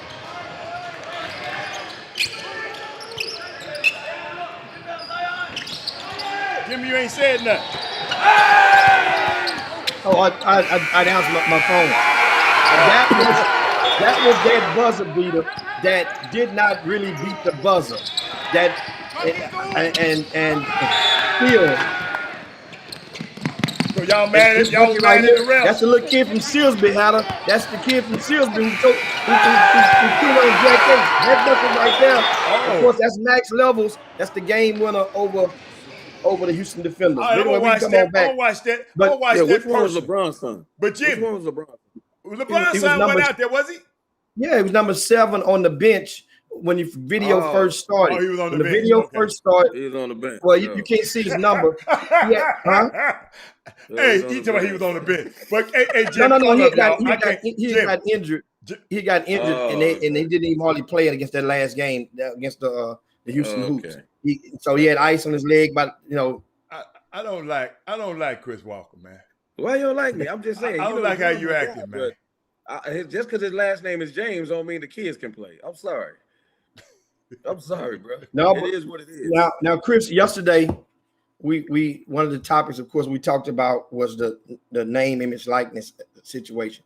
I know y'all already talked about the Deion Sanders, I'm sure, in that situation, in that topic with Deion, and because a lot of people, of course, we talk about it and people piling on regarding to no guys getting drafted. That was from yesterday as well. But here's a good question from the mailbag. Well, this ain't the mailbag. This is from our Facebook, and this is one of the guys that live in Houston. He says, "Why do parents reclassify kids?" He saying, "Why are there not more age-based tournaments?" He says, "Way too much cheating going on with grade-based tournaments." Meaning, why? So, explain the reclassifying stuff, Chris. That's what my point is. A lot of people really don't understand. You had the Chris Walker Academy and the benefits, the pros versus cons of reclassifying your kid, and how can it go? Give us some tips of what to watch for, because a lot of people right now are at that crossroads of, and really they don't really have a whole lot of choices. But if they're talking about playing basketball for their son, they're making it seem like they have a lot of choices. But I know there aren't a lot of choices out there because of the transfer portal. But take us through the reclassifying thing and the prep school stuff. Give us some score therapy on that, because this should be really good. Well, I may jump around just a little bit, but the first thing I would ask somebody is, who is that, Hatter? That's the Kim draft? Jackson's son, and that's the Klein Forest. All of their young kids going to the prom. I lost Oh, boy, it smooth. and found it. It just popped up on the screen. them young guys sharp. I'll show it a little later. But Sharp now as a keep tick. going, Chris. They sharp as a tick. They Hey, sharp. let me ask you a question. Yeah. Why do people, why do people say something's not fair? Let me ask you, is there an age requirement in the NBA where it says like, oh, you got to be 25. If you're 29, you can't play in the league. If you're 26, you can. Why do people care and say it's not fair when somebody wants to reclass their kid? If it's legal, if it's not against the law, Right. right?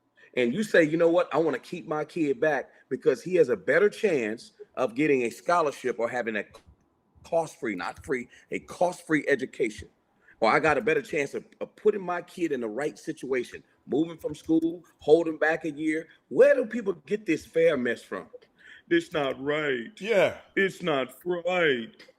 It don't make sense to me when people do that. Now, as far as reclassing, it used to be a lot more popular and it may be coming back.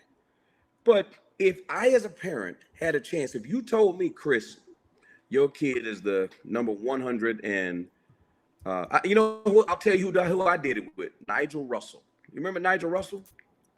His brother played at Pepperdine. Nigel was Jimmy. You had him ranked like 100 or something with a chop shop. I mean, on your RCS rankings. By all means, if you're in 100 or some range, you're not getting a scholarship, right? Right? You're not getting a scholarship. That's just what it is. It doesn't mean that Jim. And this kid was a first team all conference, which tells you how hard Houston is. He was first team all in his league. He was a good player. But guess what? On a summer circuit, the coaches just didn't see him like that. It don't matter what Jimmy say. The people that went to watch him with the summer didn't see him like that. So I put him, we reclass him. He goes up to the school Aspire, right, in Louisville. And guess what happens? The boy gets a scholarship to Southeast Missouri State. All eggs don't what, Jimmy? Hatch on the same day, man. No. So if they give you a strategy, do you realize a lot of those guys, kids on the East Coast, they're going post-grad. You know what post-grad is code for? Right? Holding you back a year. Post-grad is the same thing. It's called reclassing. It is the same thing. They just give it a different name. If that puts you in a different light, why wouldn't you do it? Case in point, St. Bonaventure won the league this year in Atlantic 10. They have a kid, their point guard's name is Kyle Young. Do you know Kyle Young didn't get offered one scholarship out of high school? Went to Plainfield High, no one offered him a scholarship. He went to Putnam Science, right? Played a year in prep, and guess what happened? He was probably the best player in the league. They won the league outright for the first time. They went to the NCAA tournament, and he's coming back. Didn't get offered a scholarship. He needed to get older. He needed to be in a different situation. That's what people are doing. Put yourself in a better situation. People that are doing it just to do it, listen, why do we care what someone does with their own kid? I don't get that. Like, why would if somebody told one of them parents, hey, listen, your kid ranked number 62 in this class. If you hold him back, he'll be number 22 in the next class. And you know what, black folks, I don't want to say black folks. You know what we would say back in the day? My kid ain't dumb. I'm not going to hold him back. It ain't got nothing to do with being smart. What's wrong with you? What the hell are you talking about? We're talking about angling a situation where you can get a scholarship and you can get cost-free education. And if you're really trying to have a chance to look at it, this is the best way to do it. I'm going to tell you the what. best kid in that class. Chris, I'm going to tell you what, and you can comment right after this, Chris. I can show you where it worked with Justin Jackson.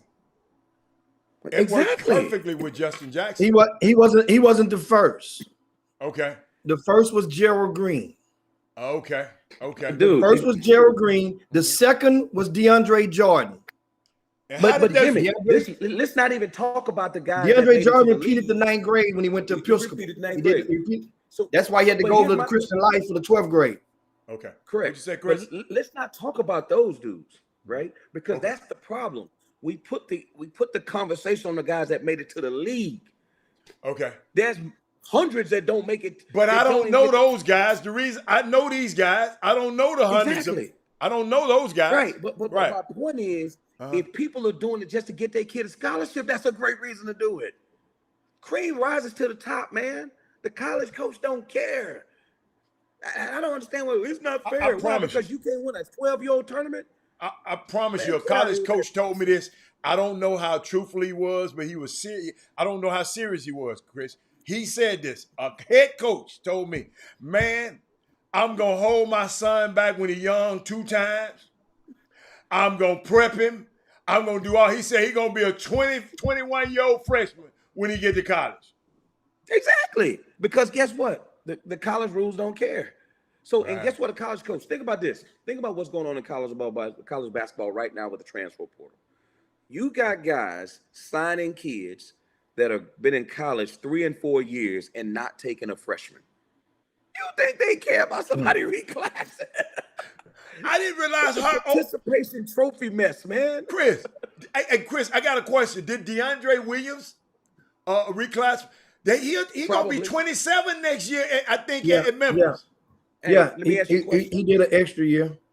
Okay. Do I'm they sorry. have a problem with the Mormon kids going on missions? and stuff? That's a good point. You're right. They come back. They go on the Come missions on, for what? man. 4 years and come back, Chris. Yeah, 2 years. 2 But I'm years, saying 2 you're years, playing yeah. against grown men. Yeah. The game has changed. No one cares about this mess y'all talk about in AAU. Okay. It's about Okay. getting a cost-free education. What gets you a cost-free education? And if that means, guess what? If a parent said, I got a plan, y'all knuckleheads can run around here and talk about winning tournaments and say at 6 years old who y'all think gonna be the best player when you don't even know if this dude gonna grow or not, get fat, get wide, get disinterested, love girls more than he likes sports. Y'all can keep doing that. Know what I'm doing? I got a plan. I'm gonna make sure my kid get in a situation where he can do what? Get a cost-free education. That could be Cornell or that could be Cal Berkeley. I Y'all like do your that. thing. I'm gonna do my thing.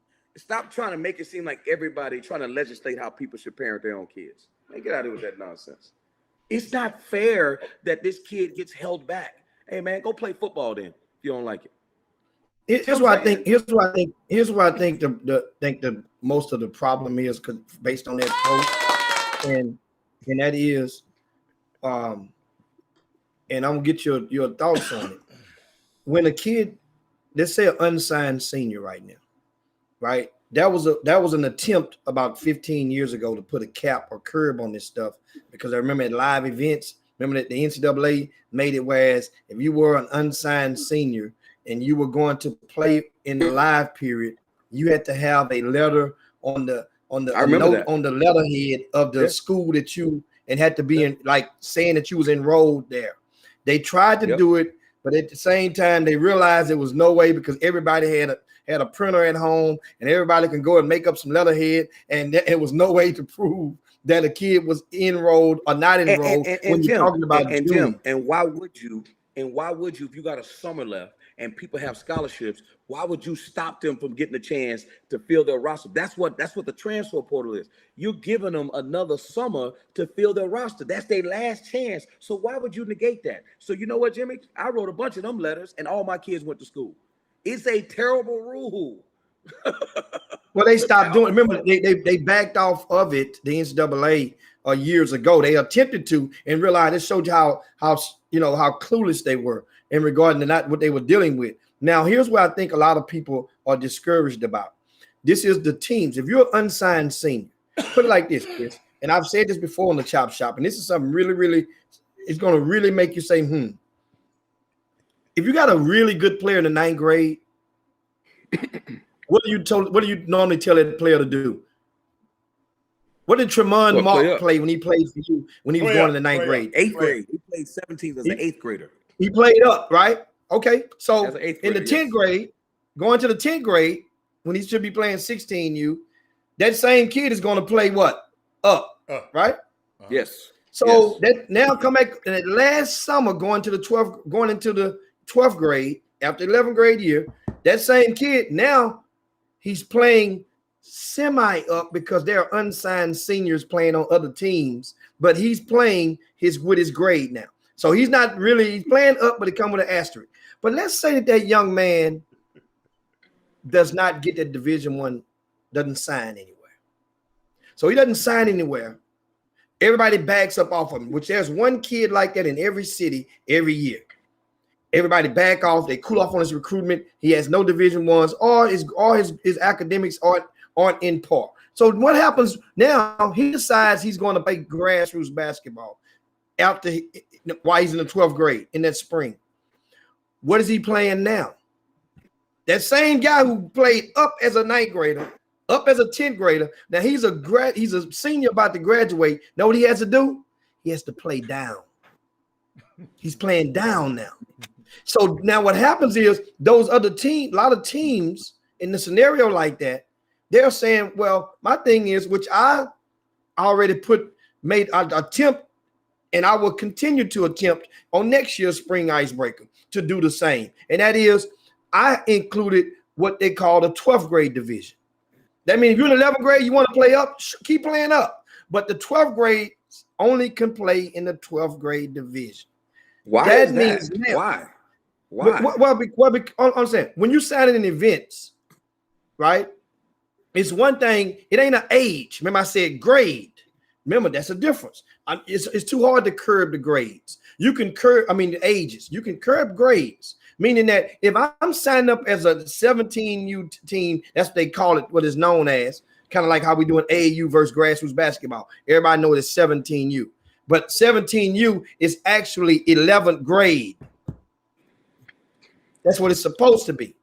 So that means you got 12th graders. Now there's an abundance of surplus of 12th graders out there nowadays, more than ever, that are playing 17U, which is 11th grade. Why not just make another age group and make it a 12th grade? Or stop calling it 17U. Or either or. But I think either or. But I think the easier one, which one is easier? It's easier just to add another division. And guess what? If an 11th grade team want to play up, they still can do that. It's up to them. Here's my thing. When you get to college, ain't no age. Oh, he's a freshman. He can't play against a senior. Why do we do that? They all varsity. It's amazing. They all just played each other just 2 months ago in February or in January in the playoffs. Nobody is crying, man. They got all them seniors on their team. Man, exactly. we got 4 freshmen and sophomores starting. Nobody's caring about that in high school ball. But here's the thing. 2 months later, that's a big issue. If you want to put guys on your team to play up, that's your business as an AAU team. You ain't got to play people up. That's your decision if you want to play a dude up and get your head beat in by older kids. There's an elite level, and if you want to, because hey, listen, if you want to put guys up, it all depends on what's your angle here. I don't have a problem with people that are older playing against other guys, because what you understand is the college coaches are the ones that decide who gets the scholarship, not the AAU coach and not the event operator. I don't get that. Some guys, you know what? Some guys might be like, you know what? I don't want an older kid. Some guys may say, I want an older kid. So if that's the case, what's going on right now with the transfer portal? That's why I'm laughing. Because all them dudes are saying, I don't care how good a freshman is. I want an older guy. I'd rather have a grown man than have a 17-year-old snotty-nosed kid. And you know why they doing that, Jimmy? Because the other guy's doing it. That's why. Because you can't use that as an excuse to say, man, we young this year. All right, you be young all you want. You're going to be young and unemployed. That's what's going on right now. So when they cry about that stuff, I'm like, man, this ain't 6-year-old. This ain't, when you say you want to play on the big boy team, you're on the big boy team or you're not. What are we talking about here? Well, he just played high school. So what? Are you a ball player or not? I don't get that. Well, he's taking opportunities away. No, he's not. That's not the way college coaches think. He's not taking opportunities away. It don't make sense. I don't get it, man. I don't get it. I never thought about it like that, Chris. Because that's what it comes down to. I mean, people think that there's something's being taken from them because the other guy's playing. That's what they believe. So even if you let him play up in the 12th grade division, right? What would it matter? Would it change something if he's playing down? What would it matter? The other kid is not in his age group. He can't. Think about it. If you're in the 12th grade, you're getting recruited to go to college. If the other guy's in 11th grade, you're not in the same age group. They're recruiting for that recruiting year. Your year ain't till the next year. What do you care? I don't get it. Does that make sense? Jim, does that make sense? I mean, that was the thing. We're trying to get it to make sense to the Chop Shop viewers in the Boom Boom Room. Shout out to all you guys. Can we ask you to take out the time right now to share the show if you haven't done so? Let's share the show right now to your timelines, to your hoop groups, to your friends. Make it one of your stories right now. Let's share the show right now if you could. This is some good topics and good stuff to dialogue about. Also, the expenses. I asked you guys last week if anybody would feel compelled to do so. If you traveled out of town, what without, you don't have to give your name or your specs, but what are the estimated expenses? How's the rental car situations out there in whatever city you went in? A lot of people will be flying into various cities this coming weekend to play youth basketball events, sporting events. And I had a talk this morning with a guy up in Georgia, and he was like, man, a lot of people are going to be stuck out if there is a Peach Jam, because every time there's a Peach Jam, there's a lot of other tournaments at, like, Under Armour always does something in Atlanta, right? Then there's going to be independent tournaments going to be going on at the same time as well. So that means people will be flocking. A lot of people that come to Peach Jam, which is on the border of Georgia and South Carolina, will fly into Atlanta and then make the drive, the 2 hours or so, to Peach. But the rental car situation is in dire straits right now around the country, and it's on purpose. Don't get it Jim, twisted. can't you fly to Augusta now? You can fly to Augusta, but not every. But guess what? They only have so many planes. Yeah. Not only so many planes from so many cities, and that's going into Augusta now. Then when you go to Augusta, what you gonna do? Walk? If you make it together, you ain't no cars there too. You go Uber, okay. I'm saying. That's what I tell you. Well, So you okay, but that's going to be. You gonna Uber the whole team? Oh, you talking about vans, Jimmy? We talking about everything. It's all around everything. Every car. It's that's gonna be tough. But if anybody need I might be renting some cars down there. Chris, no, that might be tough. Chris, I'm gonna do like the pandemic. I'm gonna come up in the pandemic. But Chris, and I'm glad you're here. If you want to go back there, Jimmy, but we got Chris on here. Jimmy, I can't believe you didn't see this. And Jesse wrote this article about Duquesne University is empowering athletes. They're hiring a personal brand coach now. A new position will teach athletes how to capitalize on their name, image, and likeness. That's Duquesne. In Pittsburgh, get ready for the latest. They call it the latest fast break in empowering college athletes. Duquesne University has hired a personal brand coach that teaches basketball players how to profit off social media. Duquesne, which competes in the Mid-American Athletic Conference, announced Atlantic 10. Huh? Atlantic, I'm talking about the mid-major. I'm sorry, the Atlantic 10 Conference. Right. I'm sorry.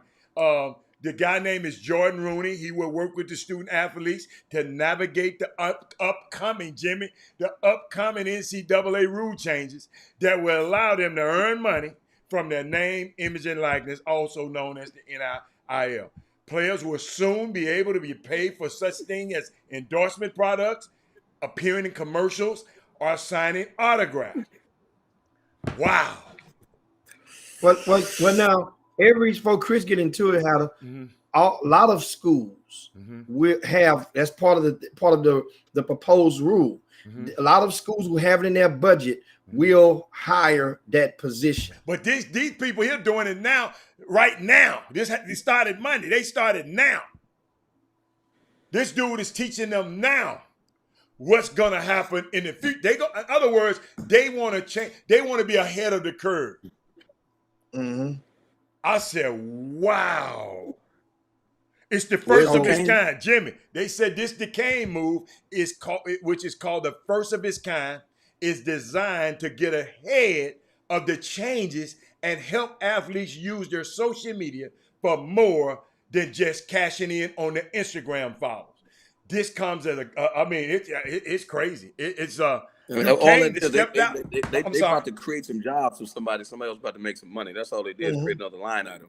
Because a lot of them kids ain't gonna get a damn thing. But it's good. It's a recruiting thing. It's great for recruiting right now when guys are trying to sign people. Yeah, that's great. A lot of kids ain't gonna get a damn thing. That's the truth. Because guess what? Let me tell you why I know this. I got a guy that started a company called Market Price. And he used to work for a bunch of different agencies, CAA, the Wassermans, and he said 90% of athletes do not get endorsement deals. endorsement deals are locked up by like 10% of the athletes Yes. that play. So Yes. if that's the case, why the hell everybody thinking all these college guys gonna get all these endorsements? I thought that I said that, and you and Jimmy tore my head off though. I didn't tell you, but I'm trying. They may get some local stuff, but it ain't gonna be nothing that's gonna be earth But shattering. at least it's No. something though. No, At it's least they going to be won't- the opportunity, Chris, is going to be there. The opportunity is going to be there for everybody. That's the whole thing. It's not no. You think about the home run. Yeah. They're going. In other words, everybody won't be able to hit a home run, but a single or a bunt will get you on base just as well. If you But at that's- least they a lot won't of get times you don't penalized that. for having a YouTube site. They won't get penalized for. And you know what you gonna end up? You know what you about to end up having? What? You gonna have a whole lot of Kardashian stuff going on from college basketball players. That's what's about from college players and college athletes. What you Because talking about? all they're trying to do, whatever they can do to make a dollar. I'm just telling you. They about to get. But guess what? crazy But with guess this what? thing. What They gonna get? legally They have gonna the take right the clothes to. out? What are you talking about? They gonna do crazy No, stuff. I'm just trying to tell you what you about to see. What? You ain't That's on the explain. other You ain't side. explain what? Give me a Let's- for let's instance. on the other side. Listen, Give me a for instance. you just said to use their social media for other things other than what? Than Instagram followers. So how they gonna make money then? Because you need Only followers to make fans. money. Only you gotta fans. be an influencer. Hey Jimmy. You gotta be an influencer, right, Jimmy? Hey Jimmy. You gotta be an influencer, right, Jimmy? Understand? They You can don't go have to be OnlyFans. You don't have to be an influencer. It's a lot of people want that actually want their business. Think about it like this: on the smallest level, if French's Chicken wanted to, and you going to TSU, and French's wanted to put their T-shirts on you and walk around campus on you for a deal where you and your family be able to eat free French's, and you get $100 a week or $100 a month. That's more than what you had going to TSU. But Jimmy, Why would French's do it, Jimmy? Ad dollars. They have ad Because dollars. like everything. that's free marketing for the But big hear me man out, on though. campus. But French's has ad dollars like everything else. So if they But add dollars, that's discount on a dollar, Chris. That's let me finish. discount on a dollar for some people. Let me That's finish. why that's the I got thing. you, but let me finish. If their ad dollars don't add up to them making money on the other side, why would they do it? If I would rather give some to Deshaun Watson than give it to a kid on campus. No, that's a whole different level of But advertising he for just that. talking. No, but he's saying if I'm gonna spend my money, I'm gonna spend it there. But why would you? There's give no $1 to market that that's kid? set. There's no market that's set right now for that. See, a lot of the Jimmy, it's algorithms they have in place right now, they're measuring what people have value. They already have companies that are doing that right now for certain athletes based on their followers. So based on their social media Exactly, based on followers, their they have followers, right. huh? Based on their What'd followers you say? because they're influencers. Jimmy, it's the same reason when I have my summer teams. I'd be like, why are you giving 15-year-old, 12-year-old kids sneakers when the college coaches and the money is around the 17-year-old dudes, 17U team? Why you got an 11-year-old team? Why you got a 12U team spending all your money and resources when people only care about the older team? Explain that to me. Chris, that's a hell of a That's why I never had. And guess what? And guess what? It didn't As make you know sense. from having a sneaker deal, those younger teams right there, they're self-operating. Now the head guy just gonna pay for the entry fees for the tournament, but they got to get there on their own. When Clyde Jackson That's right. take his 16 under team, that Houston Hoops team that everybody look at and they going Google over, that's kicking everybody butt. Yeah, It was but Jim- Dio last year. They have Yeah, to they pay their they pay it. own way Oh, they. to get But there. what I'm They, saying not is the if I'm kids, trying but to Clyde leverage Jackson college- does. Right, but if I'm trying to leverage college coaches and I'm trying to sell scouting services and stuff like that, and if I'm trying to go play for free and make sure I ain't got to pay entry fees, I ain't gonna give $1 to 11. Like you say, I'm not giving nothing to the 11-year-old team. They got to buy their gear. The 12-year-old team, the 13-year-old team, I ain't giving nothing to them. I'm gonna put all my energy and resources around them 17 and under dudes. Because guess what? When y'all gonna get the free stuff? If you good enough to play for the 17 under team one day, and I don't cut your butt before you get there.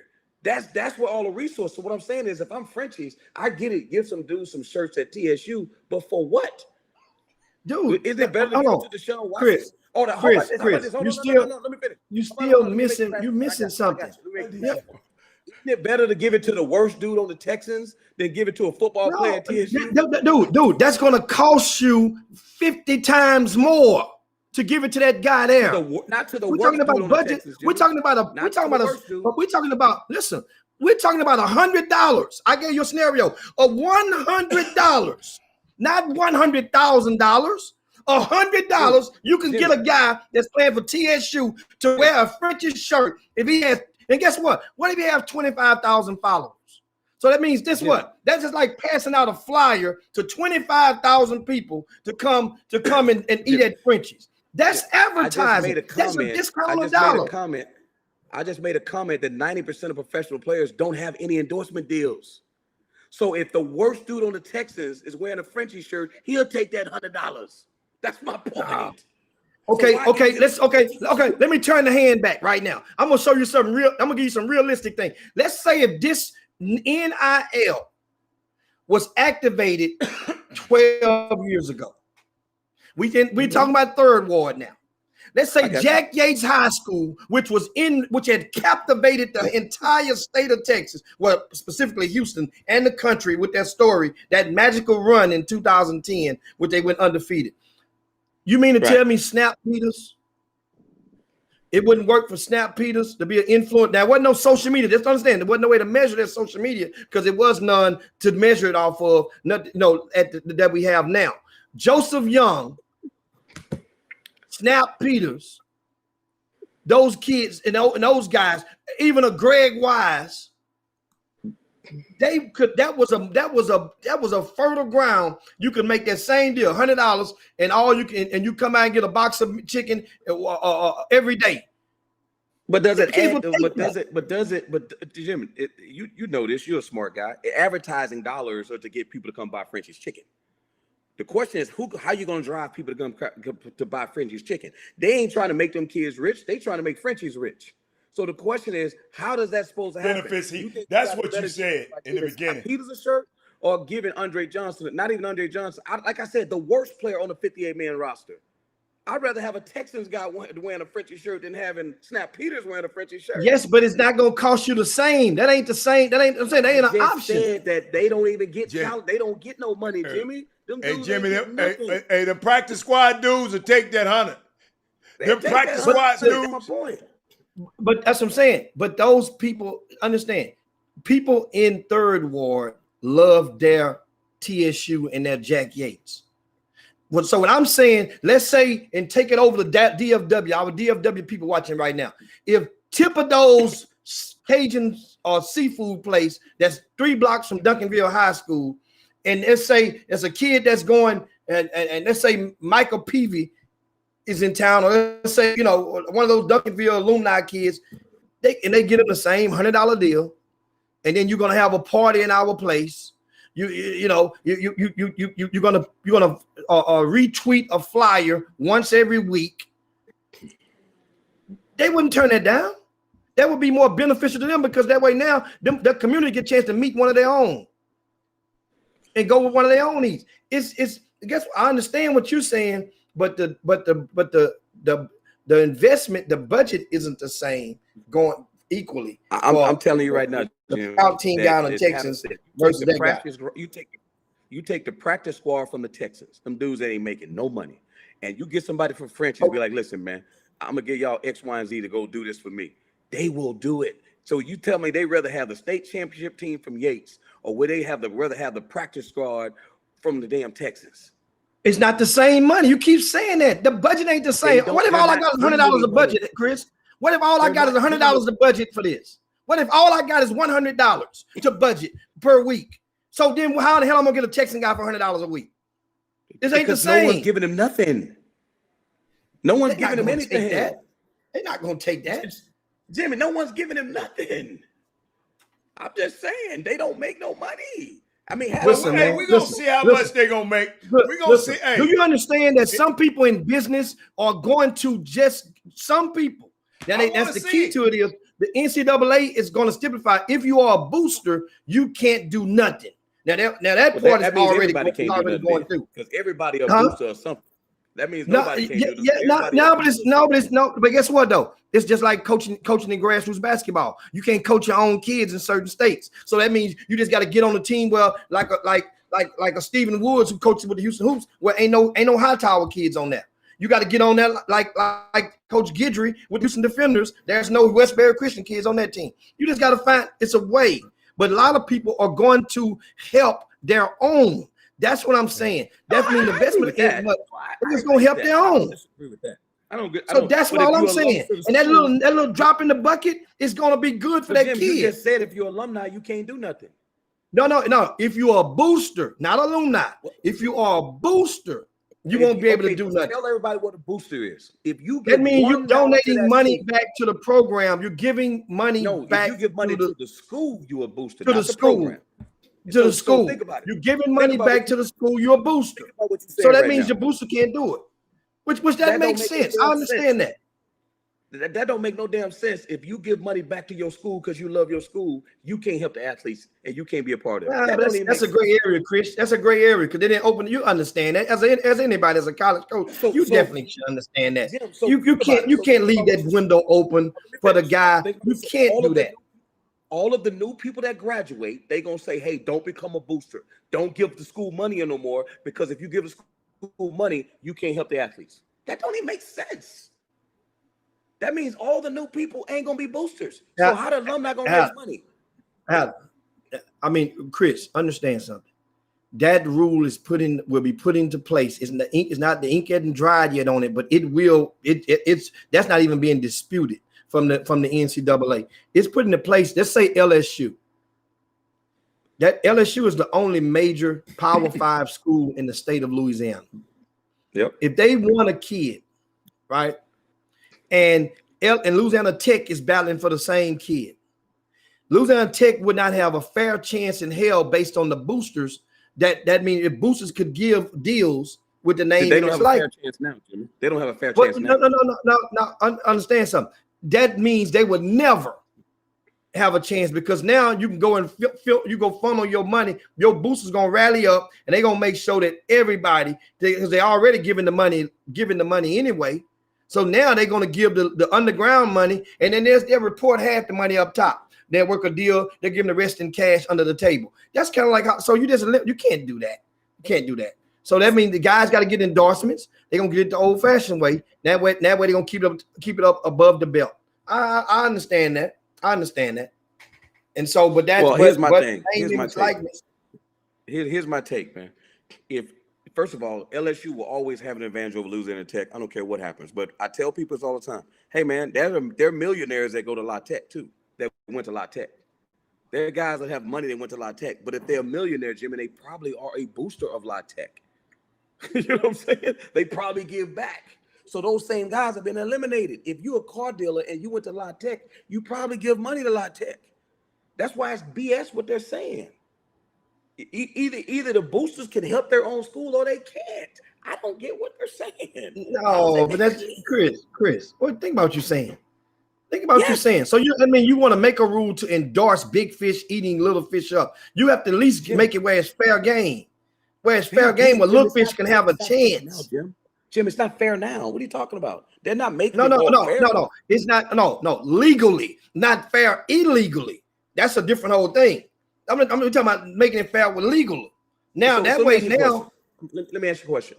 What's unfair about the people that went to La Tech doing whatever they want to do to help La Tech, and the people that went to LSU doing whatever they got to do to help LSU? What's unfair about that? They're still doing it. They're doing it anyway. No, illegally about it. But what's unfair about it? It's a market for them. If I'm Elon Musk and I went to La Tech and I want that means you would be paying this recruit, basically paying him or luring him to your program with your finances, with your money. Do you think they're doing with the car dealership? You just saying you just find another end. You're trying to find a reach around to do the same thing. It's the same thing. Guess what? The same thing will be legally. You got to find a way to do it legally. Well, hey, don't become a booster. So don't become a booster, but your daddy own a business, and then you can just pay the kid. But I don't get that. If you went to La Tech, why can't you help La Tech? If you went to LSU, why can't you help LSU? The La Tech dude ain't trying to help LSU, and the LSU dude ain't trying to help La Tech. But understand, they're still going to do that. What part of that you're not understanding? You think just because the NCAA gonna make a name, image, likeness rule, that all of a sudden everybody gonna stop cheating? Everybody gonna stop giving bags of money or giving people resources? You think it's gonna stop? I don't think it should be cheating if you're helping your own school. I think that's a bad rule. I think it's a terrible rule. That's what I guess I'm debating the rule now. If I went to Villanova and I want to give money to Villanova so we can get a recruit, I don't think there's anything wrong with that. Because guess what? Villanova or Texas A&M, when they go build a $400 million renovation on the stadium, it's to get recruits. It's so they can win the national championship. It's just they don't have to pay the players, and they got to put the money somewhere. So they build nicer dorm rooms. They build nicer gyms because they're not allowed to give them the money. So now why can't they share the money with them? I guess I understand what you're saying. It makes sense. I'm just going like, oh, wow. So if you're a booster, you can't do anything? Well, if most of your people are boosters, it's going to stop them from making people boosters now. Because anybody that has a business in that city or is a legitimate person is probably a booster. Right or wrong, Jim? You tell me. They're probably boosters. Let me ask you a question. Tillman Fertitta. Tillman Fertitta went to where? U of H. Is he a booster? Yes. Yes. Is he a booster? Yes. So Yes. they can't eat at Maestros, all them restaurants. They can't. Not for free. Not for free. What do you mean not for free? I don't get it. What do you mean? Unless you letting everybody else eat there for free, you can't let one person eat there for free. You mean the whole team? I don't get it. What do you mean? Listen, I don't get it. When they're eating like one of his restaurants, that money is getting shifted, and they're going to bill U of H, and U of H is going to pay that Saltgrass or that Landry's to cater a U of H dinner. That's not gonna be a free meal. It's not gonna be free. So that's how that's going. If Fertitta wasn't a booster, it could be free. That's what I'm saying. No, you can't provide as it stands. That's what as it stands right now, Chris. And you're a college coach. As it stands right now, you can't provide. You're not supposed to provide no extra benefit to any student athlete that's not available for everybody. Okay, but when you talk about name, image, and likeness, if Tillman Fertitta says, I want to say that guy right there can eat for free, you're saying because he's a booster, he can't do that. And I'm saying most prominent people at these universities are boosters. But you don't think they got a department that goes out and finds all the successful people and say, we need to get them to get money. That dude is a billionaire. We need to give him to get money to school. We need to give him to get money to school. So all of your successful people are probably boosters. So we're taking all those people out of the mix. Is that what you're saying? Because that's what they're doing. All the successful people, but that's the whole thing. There's a lot of them that aren't boosters of the program. And that's the thing. And those people will be able to think about it like this. Think about it like this. You've been in Houston. You know our good friend that has car dealerships, right? That has many dealerships around the Houston area. For example, as a matter of fact, he used to give cars. He give cars every year to the Rice coaches. He gave a couple of them to a couple of U of H coaches back a few years back. I think it's more so he just deals with Rice. That's Alan Helfman. Yeah. Same scenario. When name, image, likeness comes into play, these kids would be able to go. Huh? Where'd he go to college? Somebody from Rice, because he loves his money. Rice is in the neighborhood of where his main location is. Rice, though. Did he go to Rice? No, he went to Texas. He went to UT. He went to UT. Okay.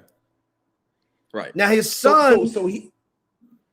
Now going on. One son went to Georgia, and one son went to a D2 school on the East Coast. It really doesn't matter if he's an alum of the school. The question is he giving money to Rice? Because that makes him a booster.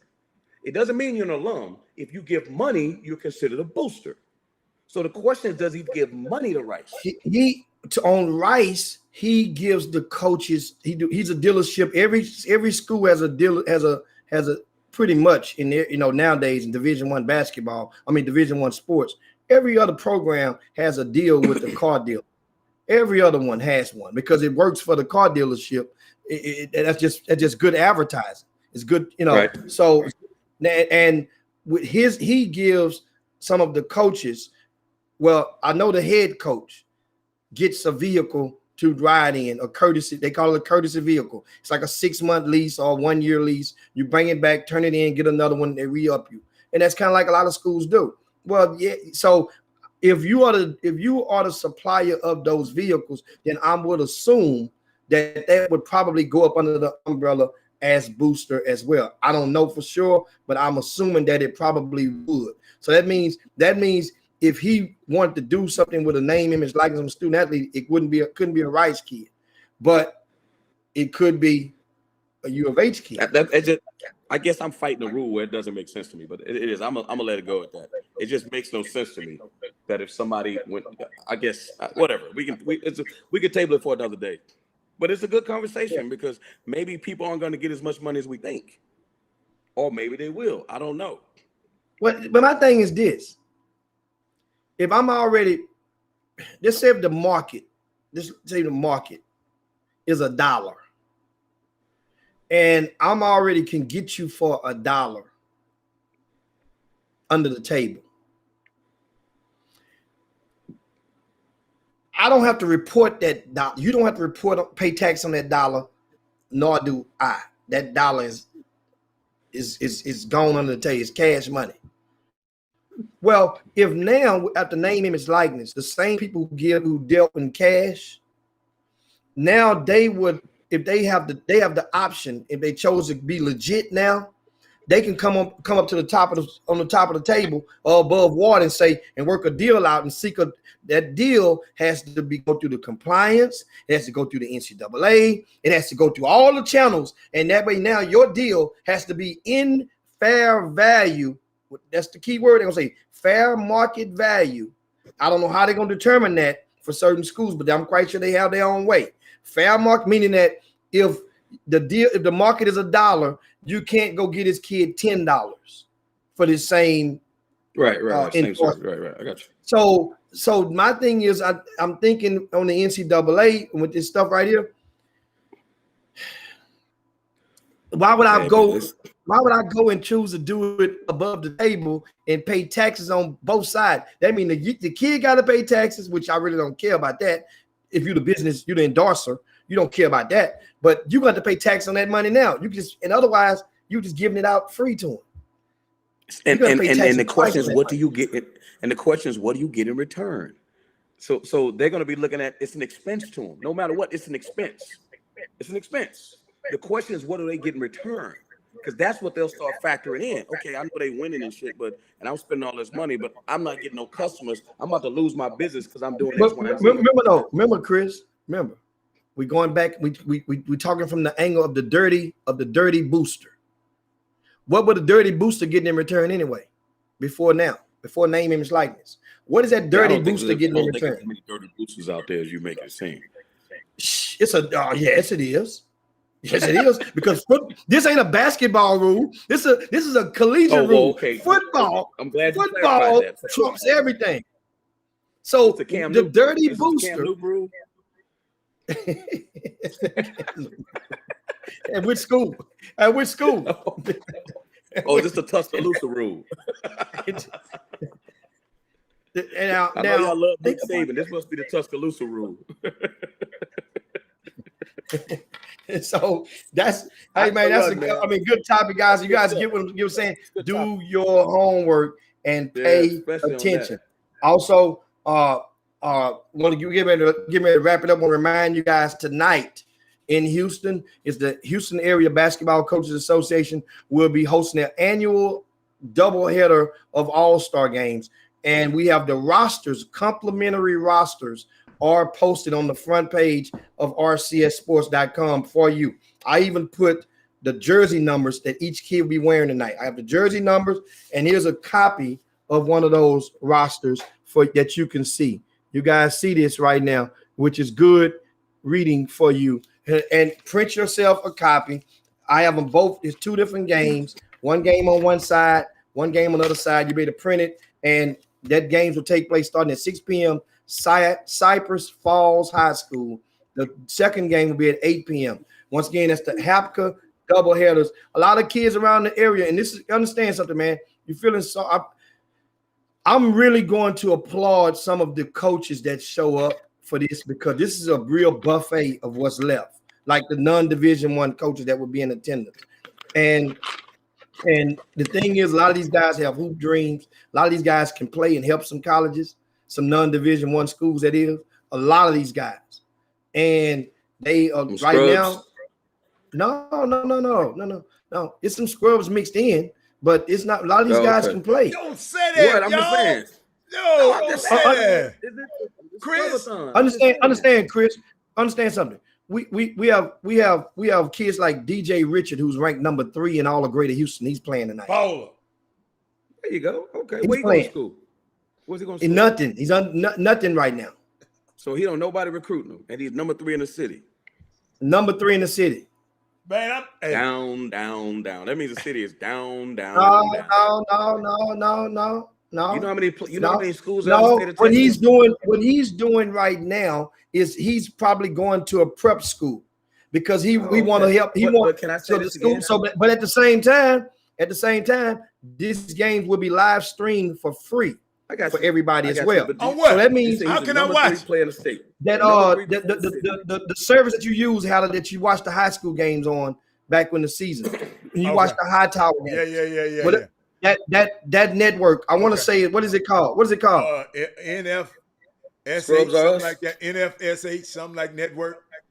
Scrub TV, NFSH network, something like that. One of you guys can post the name of it if somebody's watching the game. Both games will be streamed live. Like I said, there are some good players that go NFHS. Hey, Herb, you know what? I go off the show. Don't have grades. Hold up. I go off the show for 5 minutes. Jimmy is call them the Dirty Boosters, and Chris gonna call them a young fella some scrub.